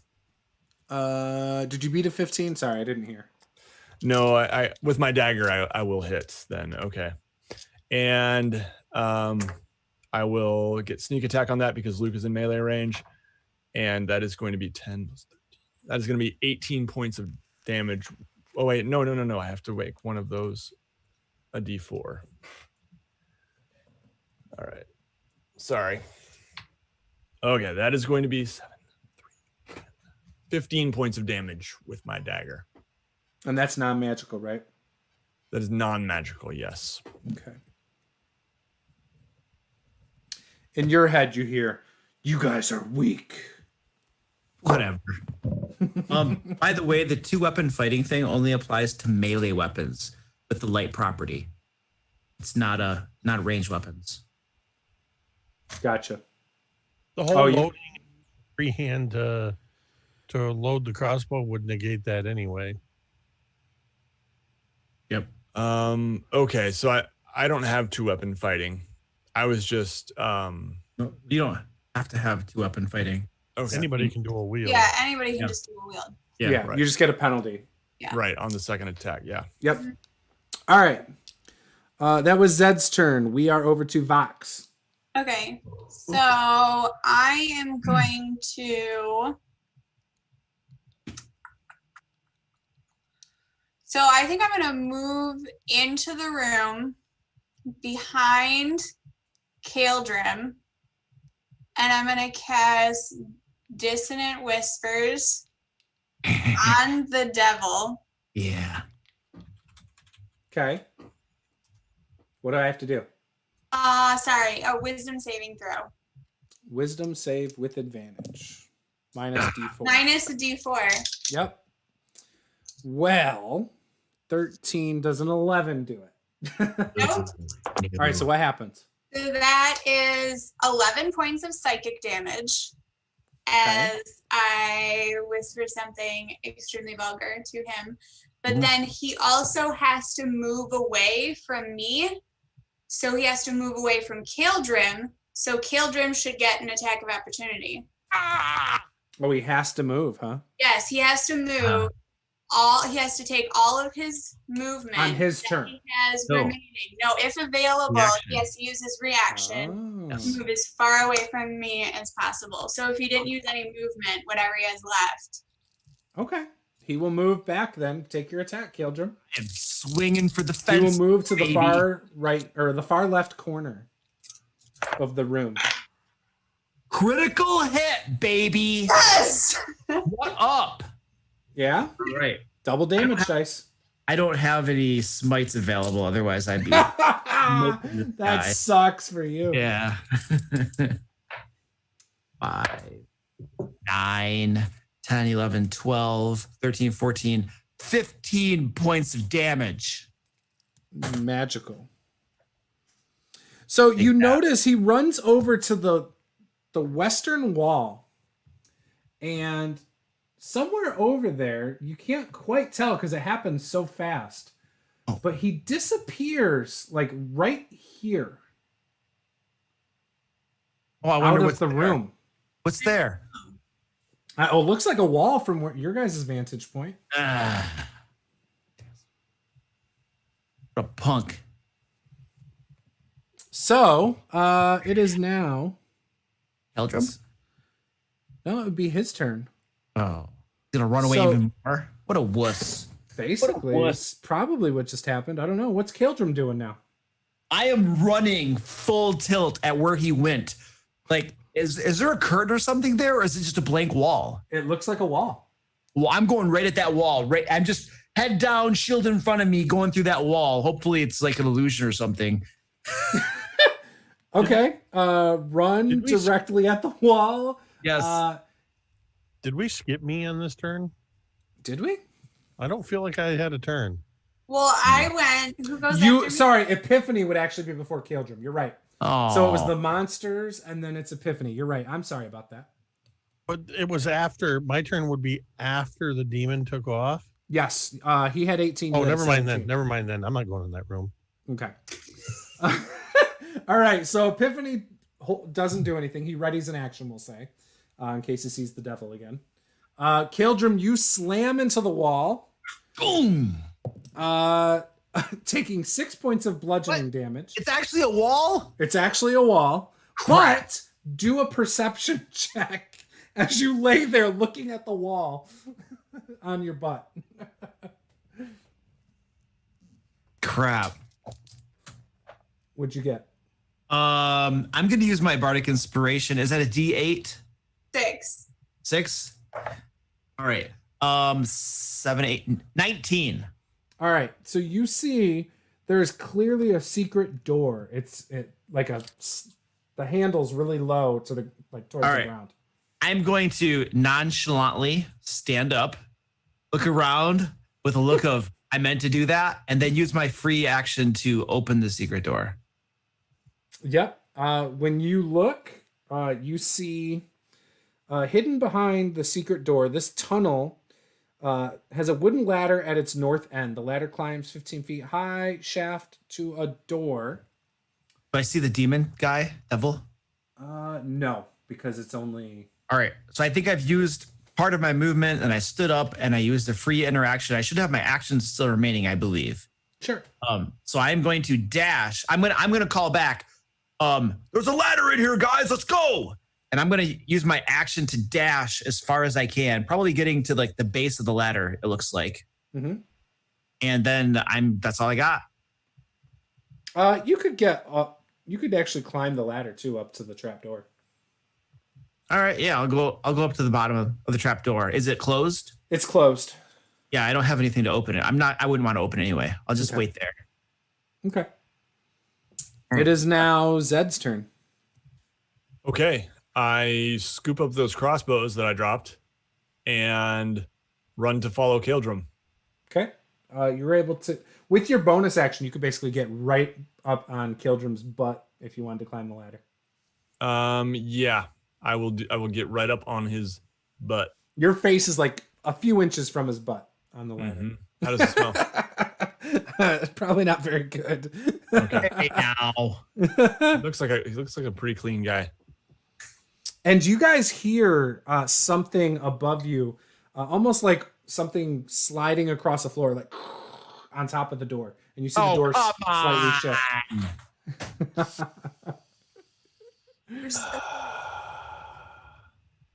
That was their turn. Epiphany, what are you doing? I've moved to the double doors and I'm peering in the room, see if it's safe to come in now. Yeah, there's a lot of dead cultists, like 4 of them. I'll start to Vox rifle. is still in there too. I'll rifle through a cultist pockets real quick. Okay. You're able to find some gold, but going through a couple cultist robes, you're able to find about 20 gold. Scimitar, one of them has a dagger. They all have the gold masks. They all have some of those incense.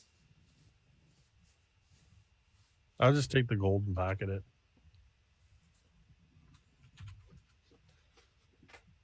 Okay. All right. And Caeldrim. We're back to you. Did I miss Vox this time? I missed Vox this time. What are you doing, Vox? It's okay. So I would have run over to the hallway with the ladder where Caeldrim and Zed went. Okay. So I probably would get partway down the hallway, I assume. Something like that. Mm-hmm. Because I was in the middle of the room or wherever the Yeah, you can get in there. Yeah. All right, Caeldrim, you opening the door? No, if I heard something sliding over top of it, the door opens upward, I presume, right? Yes. Yeah, I'm going to start hacking at the hinges that I can see with the hinges are not on your side. That on the I am upper side. hacking at where the hinges would be at the wood, just starting to hack away at it with my sword. Are you sure? Heck yeah. All right. Roll an attack. All right, let's do this. In fact, I'll say you hit. Roll damage. Hey. Ooh. 8, 9, 10, 11, 12, 13, 14 points of damage. So you start hacking at this wood. The wood is, pretty sturdy, but as you start doing it, you can see from the weight of whatever's on top, the door starts to cave inward. If you feel like if you hack it again, whatever is on top of this is going to fall through right on top of you and Zed. All right, Zed, you might want to move. I move. All right. You're going to hit it again, Caeldrim? How tall is the ladder? 15 feet. 15 feet. I do want to hit it again, but I want to get ready to swing off to the side of the ladder. So whatever's on top of it goes down past me, but I'm like, hanging off the side of the ladder so it misses me, I gotcha. All right, I got a plan for that. All right, go ahead. Roll your damage again. 12 damage. Okay. Give me a dex save. Dexterity save. You Oh, get a I'm good. 15. I'm good at these. So good at these. You better be. This is gonna hurt. I know you have inspiration over there, so. I rolled a 19, so I think I should be good. Ooh. All right, so you move. Zed, give me a dex save. All right. I know you were getting down, but Does he have advantage because he was scrambling out of the way? no. I would have probably, like, when I said I move, I did not mean like just at the bottom. I would. Yeah. Oh mean, no, like, I know. Okay. Isn't climbing half speed though? Well, yeah, but wouldn't Caeldrim have waited until I was actually out of the way? Oh, sure. Or are we That's still? I don't know. Caeldrim probably wouldn't, but it's okay. It's okay. Don't worry. It won't be that bad. All right. Your dex. I rolled a 9 with my modifier, so it's a 9. It's only 7 points. I'll say you got out of the way. Because you're right. It would have made sense that you would have moved and then you would have done your dash action to move out of the way because you're a rogue. So you're good. Cool. What fell down, by the way? A barrel. A barrel? Ooh. Yeah, there was a barrel on top of there that now is shattered on the ground, and it had sand in it. Sand? Oh, that's a heavy barrel. Dang. Yeah, that would hurt. All right. Barrel of sand. When up you top? peek up, though, it's been a good 20 seconds, and so when you look up through there, you don't see the barbed devil in the room. You guys, it looks like a carriage house. Carriage house. Yep. You guys, so you are looking at. Whoops, not that. Oh, I forgot the pictures aren't working. There. So we got two options. Keep tracking it down before it gets away and alerts people, or let it go and finish exploring the sewers. My magical weapon thing only lasts for an hour. There we go. So you're looking at this room, the carriage in the top left here. Okay. That's the carriage house. So the barbed devil came up there. You can see the trap door in the bottom left corner of that room. Okay. And right. Whoops. Well, let me move it. What the hell? There we go. Right there. Should we chase it down or should we explore the rest of the sewer area? I feel like we won't have much luck chasing it down. Yeah, and the guards are still out there patrolling too, so we would have them to potentially contend with as well. Right. And that's just gonna take away from us trying to chase him down. Yeah. It sounds like explore the rest of the basement sewer. Okay. All right. So And, it's. Sorry, go ahead. So we're it's like midnight. I don't know what time we started. That's what I was just gonna say. It's midnight. What do you guys want to do? You tell me.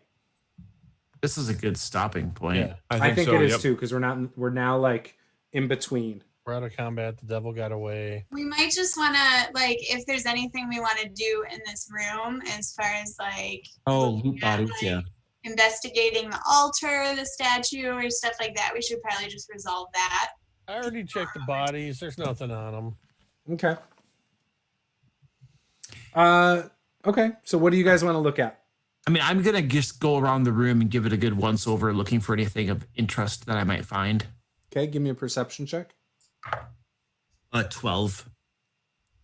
Okay, so you know this is Zariel in her angel form. It's What is? the statue Okay. that's up at the front of the room. Okay.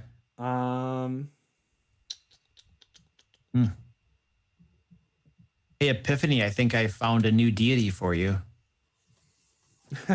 Add this to your necklace. Does anybody else want to do anything in here? I'd like to go check out the altar specifically. The And altar with the statue. statue. Okay, give me a perception check.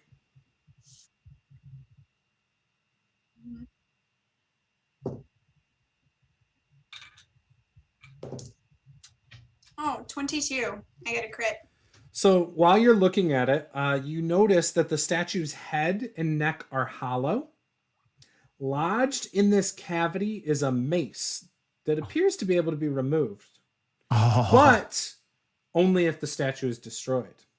Check for traps. Check for traps. And the thing that's making the eyes glow white happens to be the mace inside of the head. Ooh, man. So, I will call over to Zed and say, hey, I noticed it looks like there's a mace lodged inside here. I don't know if you want to check and see if there's any traps in this, I would be glad to. but it seems like somebody could use that mace. Is that investigation or? Yeah, we'll do investigation. Okay, that's an 11. So he starts feeling around everywhere. He's like, oh, it feels great to me. I mean, if we broke it, we could definitely get this mace out, though. All right. I trust him. Tell him to stand back. I think All it's time for Caeldrim to break down the statue.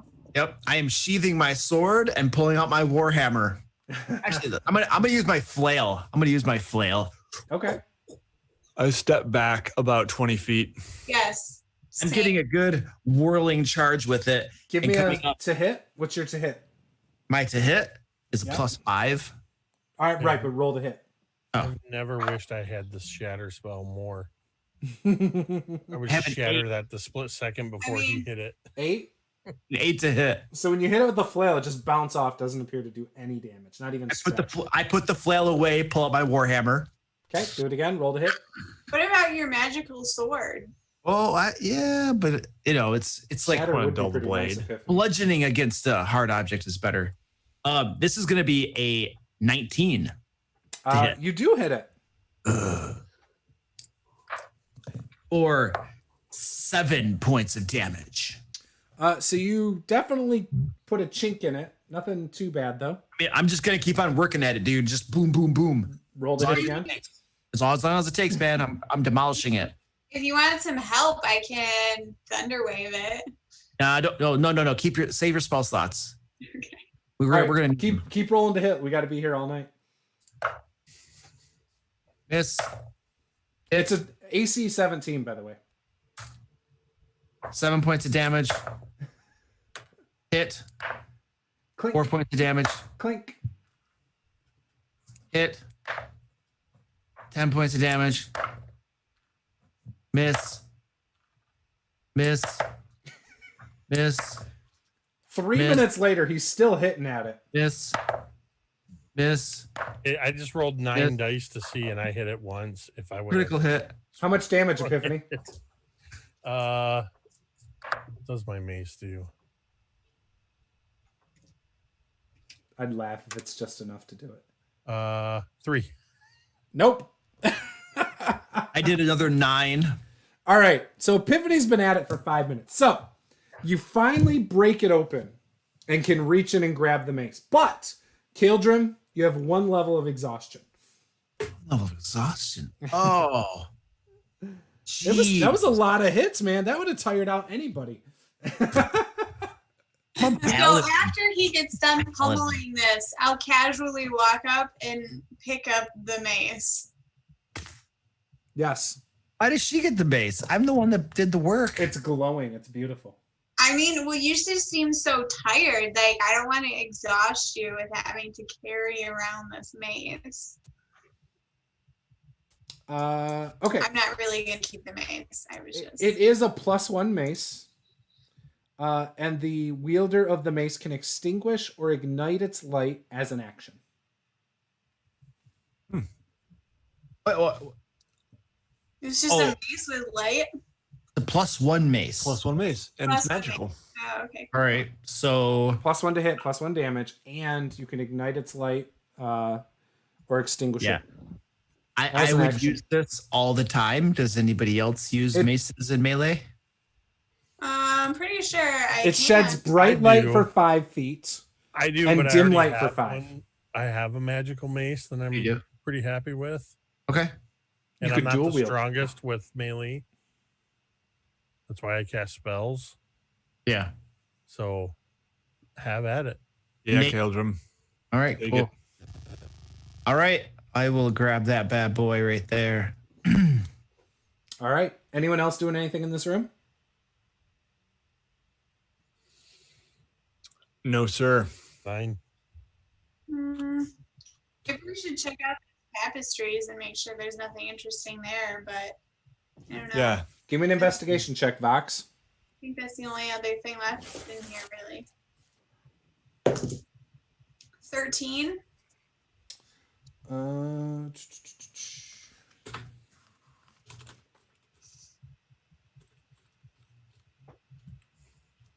you want to use your inspiration?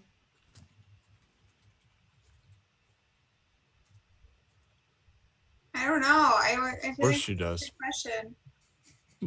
Might as well blow it. Let's do it. Blow it. Nah, Oh, lame. that didn't I mean, help.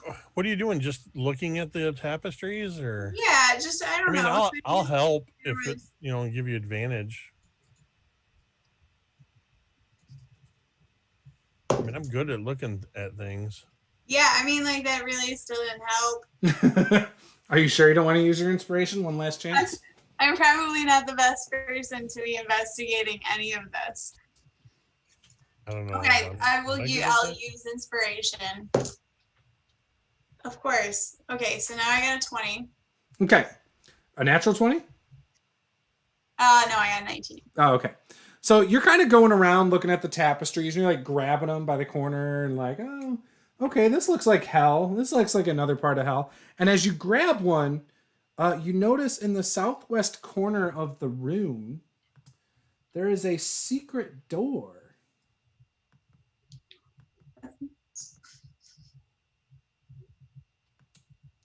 Why is it like this?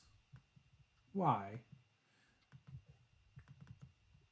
All right, there we go. It won't, I don't know. Sometimes it wants to work, sometimes it doesn't. I don't know what's going on. Yeah, I have that too sometimes with OBS. OBS is really annoying me right now. Why? Anyways, the southern wall in the southwestern corner of the room, there is a secret door to the room underneath it. To the south. Yeah. Like under the floor. Nope. In the wall behind the tapestry. Oh, in the wall. Oh, okay. Yep. And we will end right there. Curiosity. Yeah. secret door. Screw this thing. I don't know why it doesn't want to work. It's so annoying. Oh, there we go. I got it somehow. I don't know how. Okay. So yes, the room south of it, there's a secret door right there. Okay. All right. And we'll end right there for the night. Thank you for coming. See you guys next time. No, I'm just kidding. So yes, that was fun. Next time I'm going to have a system in place for my patrons to contribute to rerolls, auto success, auto crits, as well as the same thing against you guys if they really want to. So, it'll spice things up a bit. Maybe we'll actually hurt Caeldrim a little with his dodge action. I hope so. On a dodge action, should we make him have to do it twice though in order for that to work? What do you mean? Like if someone's like an auto success to hit? Oh, like 2 auto successes to hit him if he's dodging? Yeah. Oh boy. Does that mean? I don't know. Or no. All right, we'll figure it out. But anyways, that was it. Do you guys have anything you want to plug? No mappenings this week? No mappenings this week. What? I know Jake's got like 30 games. Yeah, Luke has Actually, like 3 streams. The summer's pretty light. We've got tomorrow night at, I think, I don't even know what time it is. It's like at 8 or 9 Eastern. No. I'll be over on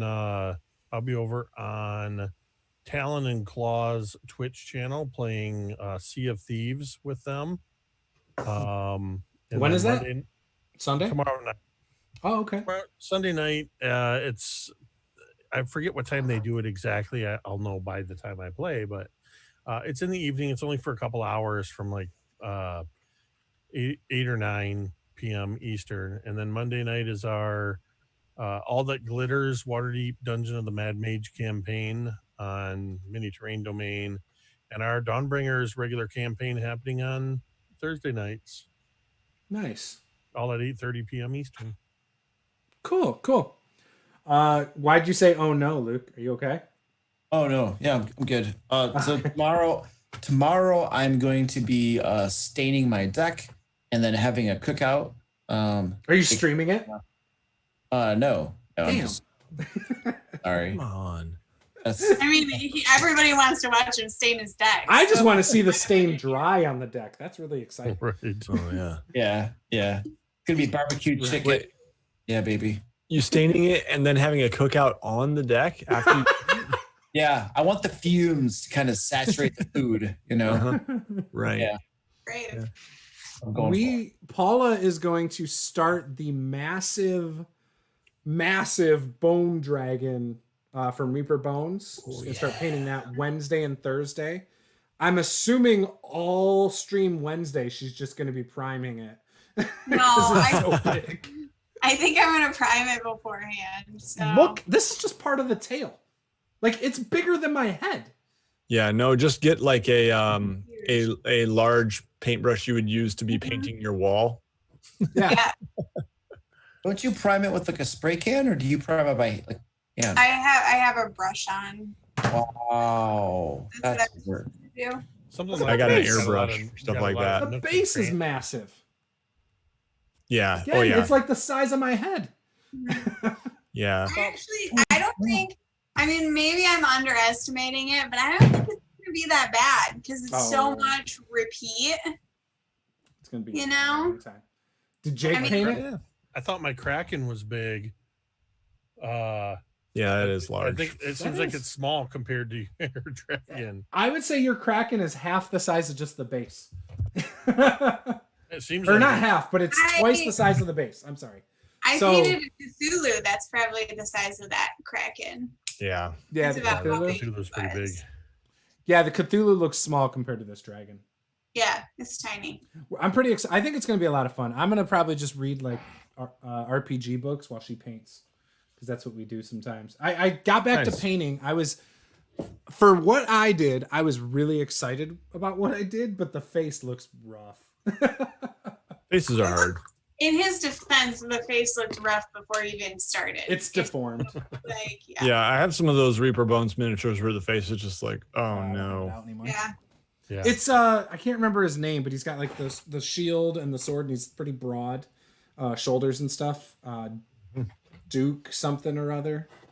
I don't know. It's a Reaper Bones, but anyways, it's pretty cool. I love it. But yeah, so occasionally I'll be painting miniatures with her too, but that's just not my forte. I suck.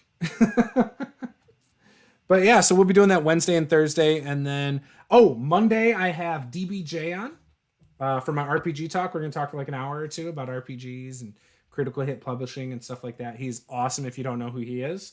Monday at 8:30 p.m. Eastern we're talking. Friday I got Dicey Encounters on for about an hour, and then the following Monday I have Alex Gillette on talking about again RPGs and critical hit publishing as well. So I'm really excited. I think that's going to be a lot of fun. A lot of immersive role players there. So if that's your style of play, you'll probably enjoy the conversations. So that's it though. So with that, this is Master of the Game. I'm Juice. Thank you guys for watching. This is Jake from Mini Terrain Domain, Nate from WASD20, Paula from Awkwardly Nerdy, and last but not least, Luke from the DM Lair. Game on, guys.